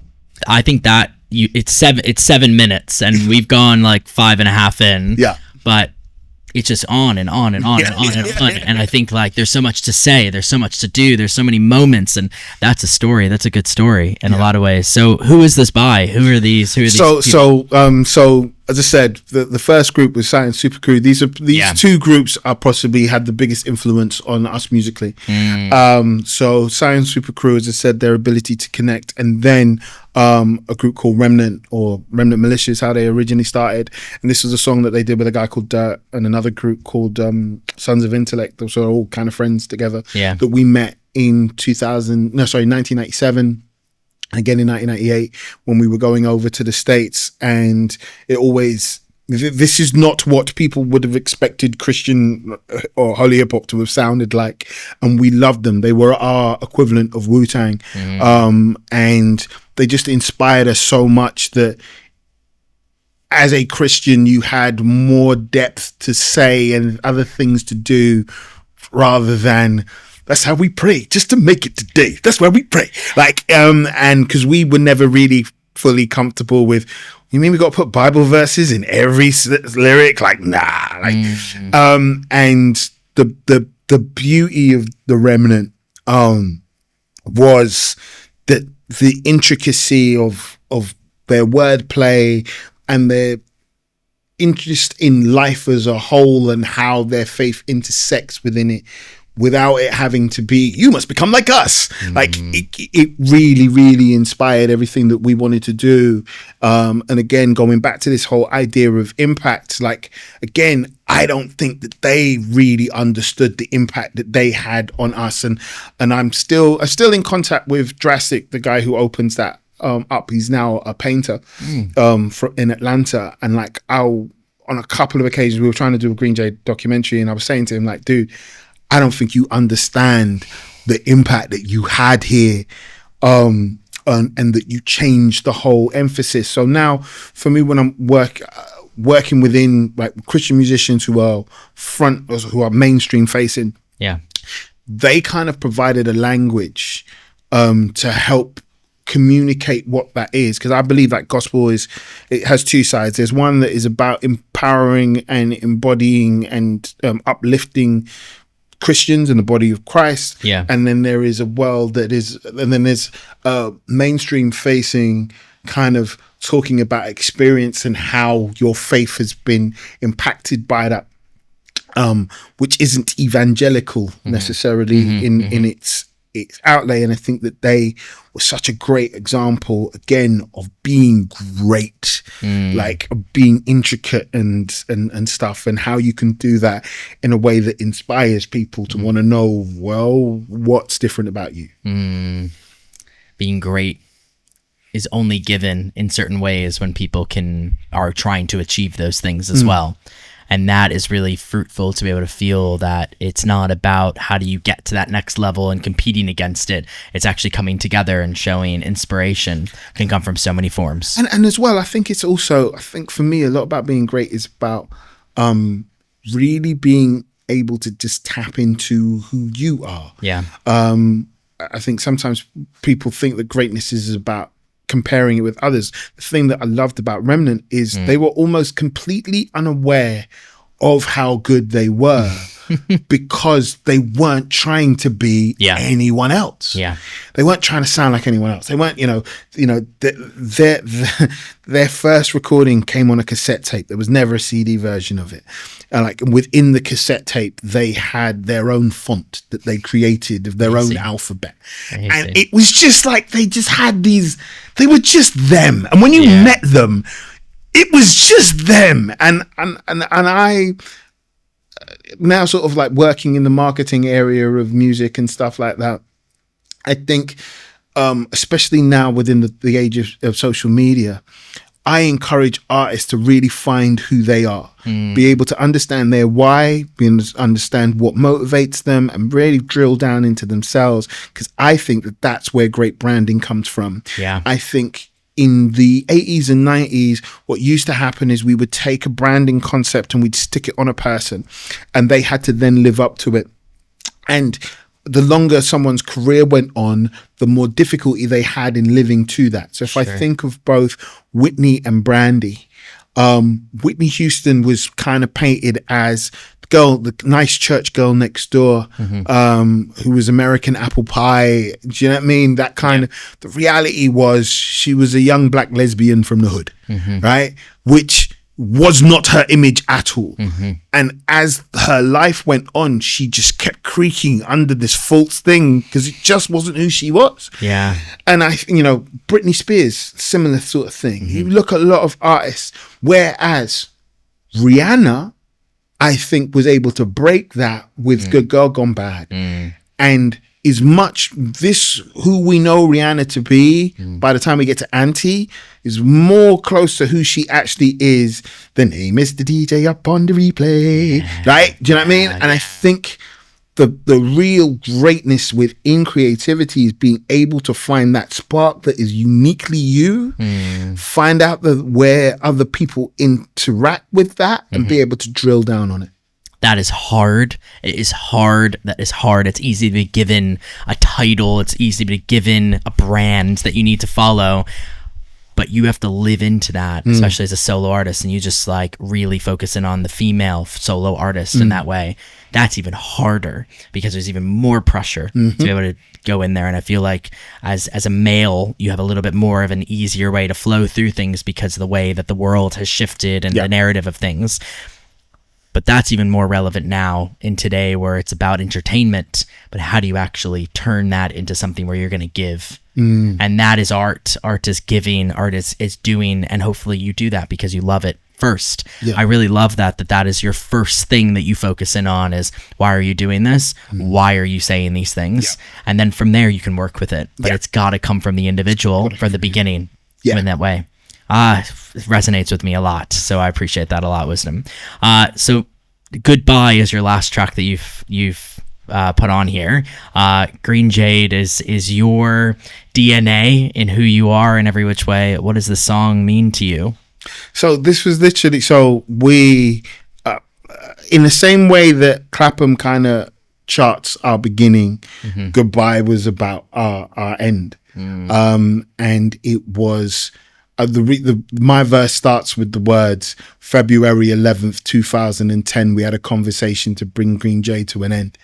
And that was because we had a meeting at my house in the same room that we recorded Rhyming Over Dubs in, where Judah was like, guys, I think we've taken this as far as we can. I think if we try and take it any further, we have to either become the Black Eyed Peas or Wiley, which we're not either of those things.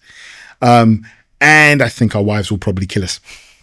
And it was like, yeah, probably, yeah, we're at that point. And it was like, right, I think we should bring it to an end. And it was just going to be like, yeah, we should just put out a statement. I was like, no, we aren't doing that. I was like, nah, I got too much stuff sitting on a hard drive, which for the rest of my life, I'll be going, what if we put that out and we'd become, and like, all right, nah, if we're going to end this, we're going to end this properly. And I was like, right, nice. we got this kind of album kind of together. I came up with the name Movement to Progress because having had a lot of activity, it was time to progress, because sometimes moving around doesn't mean you're moving forward. Yeah, agreed. And so I kind of said to the guys, look, what I want to do is I wanted to do a final show.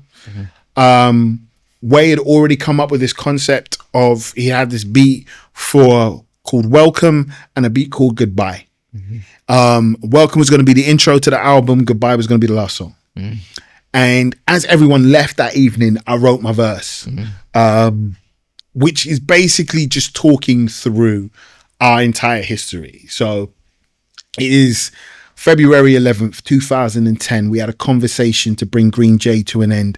And after 16 years together, thank God for these friends, an amazing shared experience which made us men.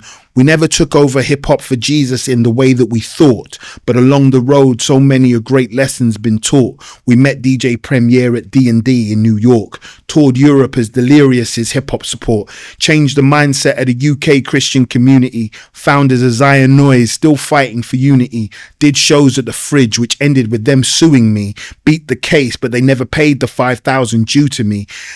Had our studio stolen but felt God's peace, known in black and white churches, in schools promoting peace. Marcia Dixon killed Gunz Down with one news piece. We rejected the MOBO, but snakes rise like yeast. It's been one heck of a ride, but for this I'm thankful. 15 when I joined, I was a right proper handful. Some of the best days of my life. So what's next after Greenbelt, Freakstock and Flavor Fest? Did 2 music videos that raised the bar. Never made no money from it, but have a house, bike and a car. Now I've got a family and I took it this far. So to the next generation, here you go. Au revoir. So that was my kind of like, we want to pass this on. Yeah. So this was before I then started to do the stuff with XLP and getting involved in the big music project and music potential and all of these kind of things. It was like, I had a real sense of, this is finished now. Yeah. Like, what can I take and do with this knowledge and the things I've experienced and everything else? And that then became very much the driving force after I came through my depression, because after the group came to an end, it was a breakup. Yeah. And as much as we were on good terms, I was still sitting there going, well, why did I do that for 17 years? What was the point? I'm not wealthy, and it was a friend of mine who'd like mentioned, doing some stuff with some young people, and he mentioned GreenJade, and I was like, yeah. And he was like, no, don't do that. And I was like, what do you mean? And he was like, I know you may have your feelings about it, but you've got to understand and appreciate what it meant for us. And that was when I got the full understanding that there was another story to be told rather than my own bank balance about what the impact of this was. And I started to see the impact. That was when I started to come across some of these artists who had been involved or been, who were now doing amazing things. Yeah. And that's what, inspired me behind, creating a big music project. And, you saying about the connections earlier, I remember one time going to an event and speaking to this kid, and he was like, I was like, what are you doing? And he said, I've just got a job in the music industry. And I was like, okay, what's your path been? And he was like, well, I did this thing called the Big Music Project that got me onto Music Potential, which was a 6-week course that showed me how to be a music producer and DJ. And off the back of that, I saw this college that I really wanted to go to called ELAM. So I went there and then I got a job. This kid has no idea. I created the Big Music Project and I was involved in opening ELAM. And I really wish I was so in shock. I really wish I'd have grabbed his name. But and I didn't say anything to him. But in my mind, I was like, wow. So that kind of experience and and even within MOBO Unsung, it then turned out 2 of the guys, AO and Deja, and Deja's from Birmingham, Anyone I Wonder as well, were both part of Music Potential. And then found out that I was the guy who kind of helped start it. And then sort of seeing people come through, and then Jeremiah Asayama, who's on Radio 1 Extra, he came through that program. Wow. And you're just like, wow, these ripple effects are really, really important of how you and why impact is so important. And it also, it upsets me a little bit with what funders fund. Yeah. Because I tend to find they look at outcomes rather than impact. Definitely. And it jars me because you got whole heaps of organizations who can list a bunch of outcomes that have absolutely no impact. And it's hard to get around it because they're so geared in that way. Yeah. That they don't realize and recognize the people who make impact. And if you speak to most creatives, there will be a single individual who really inspired them. Yeah. Right? Somewhere, somehow. Yep. And rather than, let's go and find those individuals and back them. Yeah. We will be like, this organization's been around for ages. And when I got into the position of running one of those organizations, I realized that sometimes a lot of them is just about continuing to be there rather than serving the purpose that they were originally created to do.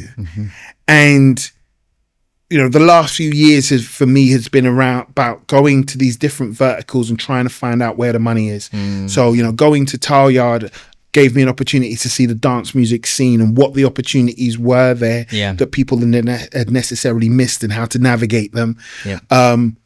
Then working in MOBO gave me an opportunity to see how black music was kind of working or not working in the UK. And then going to Sound Connections allowed me to see where the funding was happening in music education, only to find that music education is a little bit like the term affordable housing. You think it means houses you can afford, and it doesn't. It's a scheme that the government created that if you fit a specific criteria, you might be able to buy a bit of this house so that one day you could afford one. And music education is often about Western classical ideals, and which means that none of the £79 million a year that they get goes straight to grassroots. And all those grassroots organizations don't even know that money exists. And I have very rarely come across anyone backstage at a Glastonbury or a Download festival who will openly say, I got my big shot from being involved in a music hub. But you get 80 million a year. And I'm watching these fantastic organizations scrabbling around for 30 grand, 50 grand. Do you know what I mean? To be able to do their thing in their area. So when I was at Sound Connections, worked with the Ed Sheeran Foundation to create something called Cultivate, which has just opened up again, which was a small fund to support grassroots organizations to allow them to be able to meet each other as well, so that they could build a network in exactly the same way we'd done MOBO Unsung, just helping them build a network that they could understand how other people were going for funding, what things that they'd learned in their space, so that they could, and we had a beautiful situation last year where Pattern and Push in Sheffield had a relationship with Tramlines Festival, so invited some of the artists from Silk Futures in Cardiff and from Girl Grind UK in Birmingham and Next Gen in Northern Ireland to come and take some of their spots at Tramlines Festival. So they were getting to know each other and getting to support one another, because often when you're running those grassroots organizations, your head is down trying to both deliver and do all the paperwork. You don't have time to build relationships. No one wants to just give you money. So I wanted to be able to kind of help turn that on its head. And it was great to know that Cultivate has been continued since I've left. And I look forward to there being more support for those grassroots organizations because they are so crucial. That's where everyone gets their beginning, no matter what they say. Even if they get a hit on TikTok nowadays, you still have to be involved in a community in some way or another. And it's the localization and focus in that. And that's where I feel like even in the political atmosphere, in government, when you think about why it's all segmented into the local grassroots, your person that's supposed to represent you, that's how it was formed, is you have somebody that you also, in the US, it's the mayor that really is that person for that local city in that way. And there are some that really, truly care about those things and really want to make it impact because they're from there, they grow up there, they do those things. But even in music, that is another art. It's an art form of connection, and having somebody that can champion you in that way, or at least just guide you, that's priceless, especially when you're young. Because if your parents do not know, or you have somebody in your family of some sort, or your local neighborhood right away that can help and gear that for you, you're not able to do those things. But we need money to be able to fuel these different programs, and there's so many out there. So it's really great to be able to feel that it's connecting those dots. It's being able to understand how do you educate the educators so that they can move forward with their time and use that in the most wise sense or another. Because as you said, I think the struggle is they're just trying to do the thing. They built it because they knew they could do that, or they saw an opportunity that they can do that, fill that void, fill that gap to be able to make an impact. But yet there's so many other pieces of this business, whether it's a charity and non-for-profit in some ways to an actual for-profit business. You still have to be able to motivate to be able to build that revenue in order for you to maintain doing the thing. And it's getting more expensive, and the money's getting sharper and sharper and sharper in where it's going. And I think the people giving the money also are just doing their job. They're not thinking. They're not engaging themselves. They're not going after it themselves to be able to understand who are the people who are moving the needle, being innovative in their own way, that are trying, because ultimately what you put your money down with is potential. How am I going to find the potential out there and be able to double down? And they'll come to me. It seems like after a while, you'll just keep seeing the same kids over and over and over again. But you had to do that first call out. You always have to do those first call outs consistently in order to be able to engage with hopefully those ones that will rise throughout and say, no, this is more than just a hobby for me and an enjoyment piece, and I'll go do another job, but this is something that I want to inspire and be able to do as a brand or just as themselves, being able to do that themselves. Absolutely. And the thing that's, as well, as I've become more senior, the slightly depressing thing for me is that sometimes the people in the positions to make those kind of differences just are so disconnected from it. When the opportunity comes up, the right people don't get it. As an organization, I know there's just appointed someone to be the head of their foundation, and they've come from a decent background, and they've done some work in the Middle East and stuff around refugees and stuff, but they've been put in a place in London where they're not part of that community. And regardless of their good wishes and what they're doing, they don't understand what that need is. And they can go and do the research, absolutely. But you had people on your doorstep that you just didn't know, who weren't going to be moving in the same circles and weren't going to be at the same kind of parties that you were at, who are grinding on a daily basis, that you could have probably found with a simple Google search. That now someone's been imported in to come and fix. And I don't want to say the part of London that it is, because it then becomes very blatant who I'm talking about. But like there's people here. Like, can we not find a way to support the people who are here? And I really want to be in a position, because now, as I say, I'm more senior. I'm in a position to meet these people and want to introduce them to the people who will make impact. Amazing. And that's a lot of the legacy of GreenJade. That's what Goodbye is about. That's like trying to take that on and continue that going by just making sure that it's progress and not just movement. Because I feel like there's still too much of that. Like when I think about getting involved in the music hubs, when they were all changing around in the hope that them moving around would mean that, you know, there would be an opportunity to do things slightly differently. And now that the dust is settled, they've just fallen back into the same places that they were.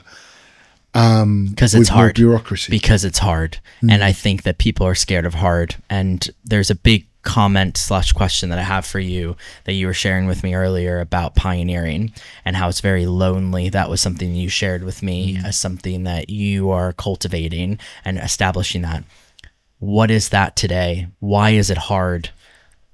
Do people need to get comfortable with that? What is the saying that you consistently keep going back and forth with to be able to now educate and continue to make impact in that world of things? Yeah, I think that, you know, I've been a pioneer for most of my life, not necessarily because that's what I set out to do. I think I see things early, sometimes too early. And I want to put the things in place to make sure that what I see early can reach its potential. But a lot of people don't see that. I now understand it to be partially about pattern recognition, because high IQ is about being able to recognize patterns, and you see things before they happen. So, like, as I said, when I met Lola at 13, did I know she was going to be the one to go on and be? No, not at all. But I definitely knew that there was a spark in there, and I knew what needed to happen for her to get the inspiration to be able to push her through the challenges and the difficulties to make that step forward. And I just have found, and my frustration has often been that it's really difficult to convey that to people. I think now, and also, I also feel a little bit like people are often intimidated when you can achieve things that they can't, and will, rather than come to you and be like, well, how did you do that? Like, how can we make this more impactful? Like, I don't think I've seen another program have the effect nationally that the Big Music Project had, where the idea was we would bring together a community organization in youth, in UK youth, pair them with industry in Universal, have Capital Radio back it, so that they were the promotion for it, and then have that breakdown into 6-week courses for young people outside of education and employment. We've got all of the data that shows that this works. We've seen how it's done. I've got, people who are now successfully in jobs and careers in the industry as a result of that. Finding someone to fund it, nightmare. And it's like, once we do show something works, how you keep that going. I mean, at the moment, something I am finding a little bit difficult and I'm finding a bit upsetting is that there is a young person I've worked with who's gone on to be really, really successful. And the charity, now left the charity that I was working for. And they are putting out a video about this young person.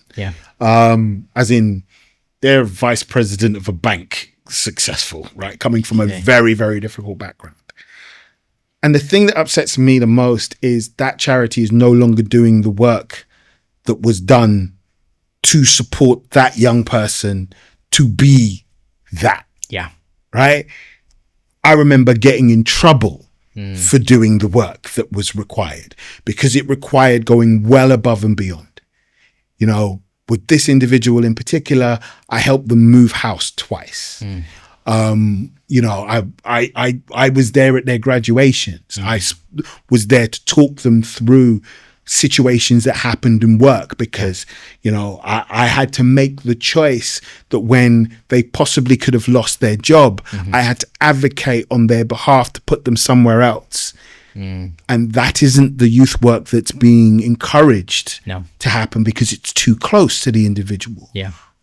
We would not have had that outcome if it wasn't for that. So I understand why you would want to do a video that promotes your organization.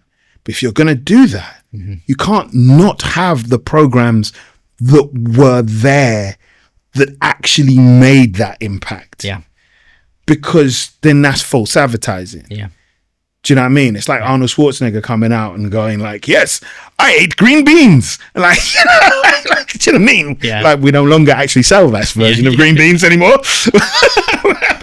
You know what I mean? Like, right? It's like, they've had this success, but it should show you that these are the ways to continue that impact. And that's, I find really difficult. It's like, we've proved some things here.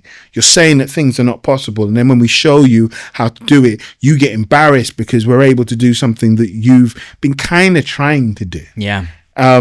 And not doing it well. And we can show you how to do it well and on a budget. And then it becomes, well, if we do that, then it shows that we've not been doing our job. And we can't really admit that. So you're saying, what you're sharing, it's lifestyle. This is your lifestyle that you've chosen. You choose to be a mentor. You've chosen to be somebody who people look up to, not because you want people to look up to you. It's because you want them to understand the lessons that you've learned and the lessons that you've seen other people learn, and you want them to jump ahead. You want them to learn those lessons ahead of time. And if they have to learn it the hard way, still knowing that they can fall down and knowing that they're going to be caught, or at least going to be there with somebody else. And that's turned into your lifestyle. And I feel that there are less and less people that are choosing that. That becomes the thing that is actually moving them forward. That's why it might feel for you as being very isolated and on your own in some capacities, because there's less and less people out there that are just doing those things. And most of those people would come together. Luckily enough, you had a group of people that you were established in those ways, and everyone had their strength and their weakness in what they were doing. Not everybody's got that now, and everyone has this work-life balance and where things are at. I do my work to get paid, or I do my work to be able to do this. Yeah, it's my passion. But I end at 5. I end at 6 today. Yeah. And I agree with you. And you're saying that you said to me offline of pioneering is very lonely. And I agree with that 110% in the stuff that you're doing.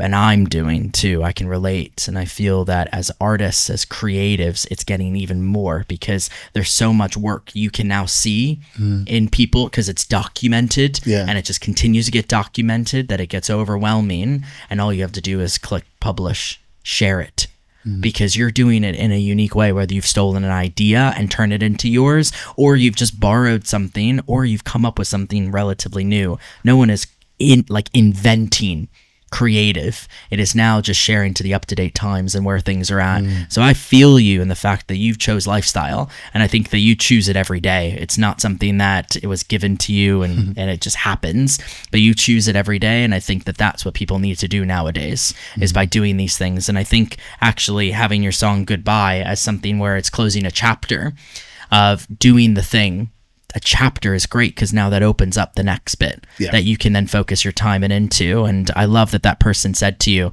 no, you need to think positively of that time, even though internally it had feelings to it, because it is the impact that you have made your entire life, and you continue to do that.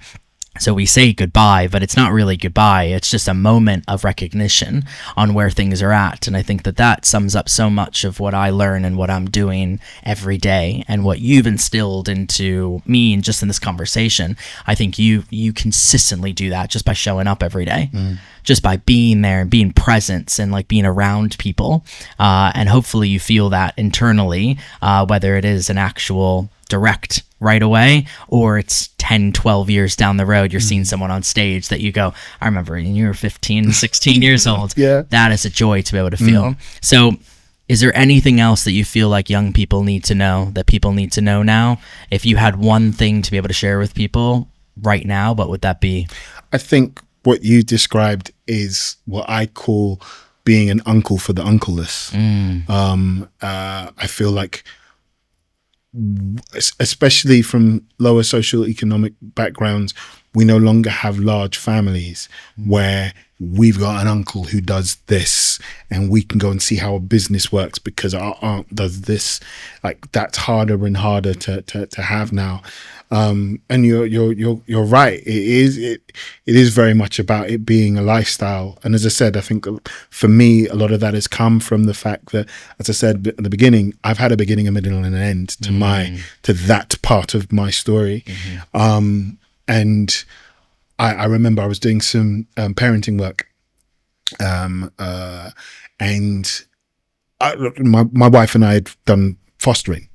And we'd done some parenting training. We ended up becoming parenting trainers. My wife would do the adults and I would often do the young people. And one of the programs is that, you ask what people's aspirations are. And all of these kids were talking about my life. Or they were like, oh, I'd like to have a level of fame. Also, I'd like to have a car that I like. I want a 3-bedroom house. I want 2 kids. And I was just sitting there going like, I have all of those things. I'm really blessed. Like, and as much as I've got my ups and downs and my challenges, like, I'm in a really good place. And my life has achieved way more than often I had thought of. I didn't mention the fact that, like, my dad passed away when I was 2 from cancer at the age of 36. And then my mentor passed away at the age of 36 when I was about 18. So I remember my 37th birthday being huge to me. And now that's 10 years ago. And I was looking back over the last 10 years of the things that I've achieved. And I'm really, really pleased with that. And I think my I think as a dad, I just want other people to be able to experience that for themselves. Yeah. Because, okay, as I said, my bank account isn't currently huge, but like I've had a really good time with this, and I'm really enjoying connecting with this. And like you said, like being able to see these other kids that I've been able to support and inspire go on and have their own successes has been hugely enriching to me. Yeah. And I know that that's a part of my character that's relatively quite unique. So I want to be able to put as much of that out there as is possible, to hopefully inspire others to want to do the same, to see that it's possible. Yeah. And be able to enjoy the talents and gifts that they've got. Give back.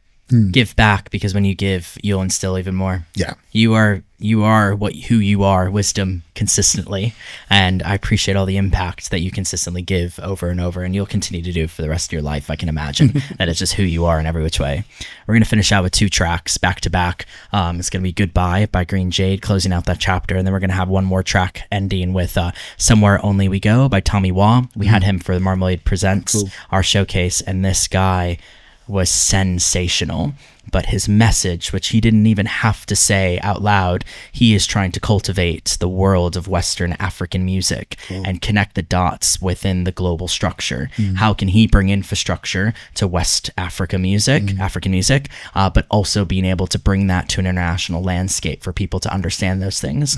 And I feel like he is someone who is championing in that, but acting on it at the same time, which is said, when you're young, it's not easy to be able to do. And with the constraints of this day and age, as we've just shared, it's consistently getting harder and harder. So I think generationally, you find those people and you don't recognize where they're going to come from, but you just try really hard to be able to get them around you as much as possible. Yeah. I appreciate you a lot. And I think what you have as your emblem is so important for people to follow in. So thank you for sharing everything today. Thank you for having me. It's really great. All right, well, enjoy. Goodbye. And then Somewhere Only We Go.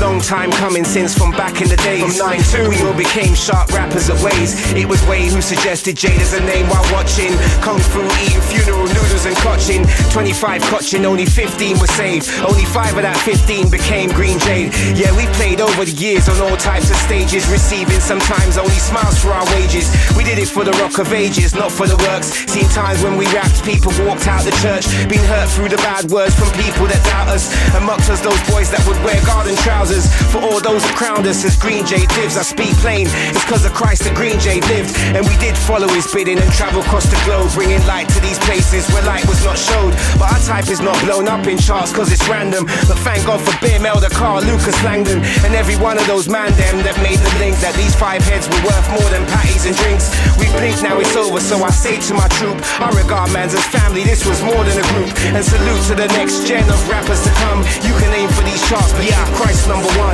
February 11th, 2010.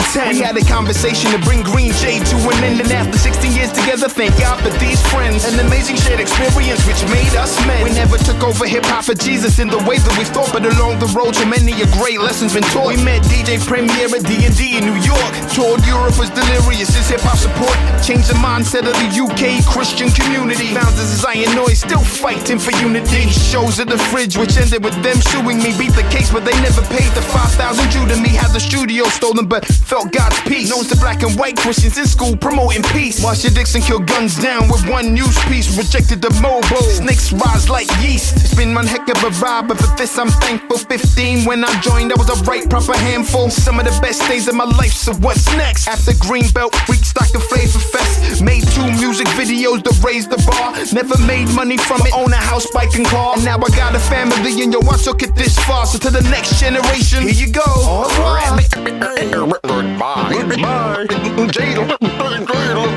Later, yeah, you know it's done.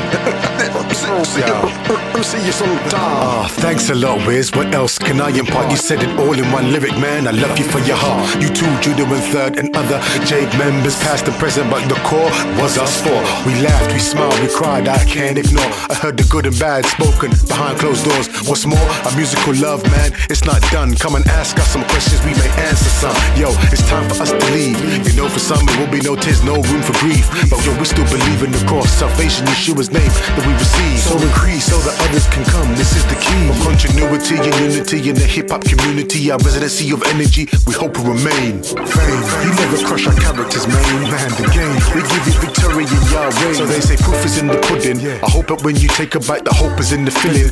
Cooked in God's hands, now we're chilling with our children. Fathers instilling like Jews, storytelling about healing and verbal killing. Shout out to the royal priesthood and other artists and people, yo, who really understood why the Jade was here, yo, and why we came through. Adios, smash the mic, tell me what you gon' do. Now the term goodbye is derived from a compound phrase in Middle English, distinguished around the period of the Middle Age. In many ways we evade the issue. The true meaning of the term is God be with you. So thus I continue with the word that rings true. We've seen the best and the worst of the world and the church. First cast as wine in the dirt or a seed sown to good ground. Look now, your boys are about to depart the scene. But before we go, Lord, may our hearts be clean. Contrary to the views of some, we're profusely profound to the sound of drums. Rhythm in the place of the sound of guns. Some soul to the flesh while we bless the sun. How far we've come with lessons taught. We loved and we fought and we dripped and we slipped. We hugged and we thought this was it. But God always spoke and we heard when we broke down the word. So peace to my mans, yo. Wherever you go is love, let your light glow. Aside, though we're fam, that's how we planned it out. It's panned out for the greater. Without the mic, you're still a Jada. We're GreenJade down to the bone and sinew. So this ain't goodbye, but it's God be with you.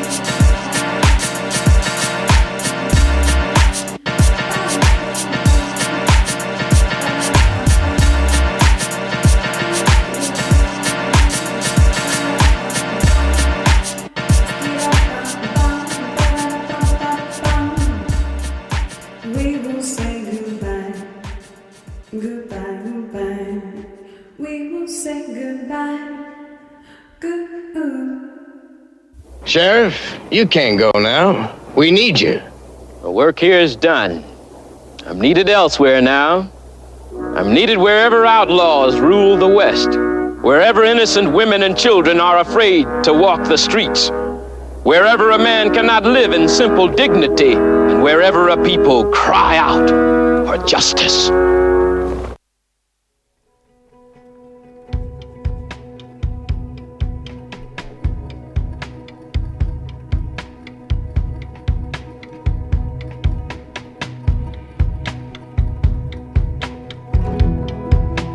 Feels like a sacrifice, living this modern life.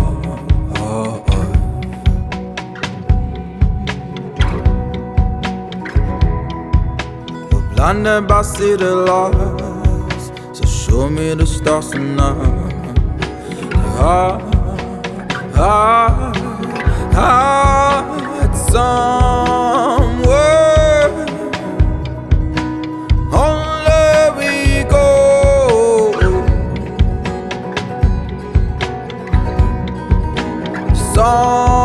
Somewhere only we go. So meet me at the door, at the break of dawn. Well, I said goodbye to you, goodbye to me. Now we out of the walls, where the quiet beats the noise. We've got nothing to lose, yet the bed spread the news.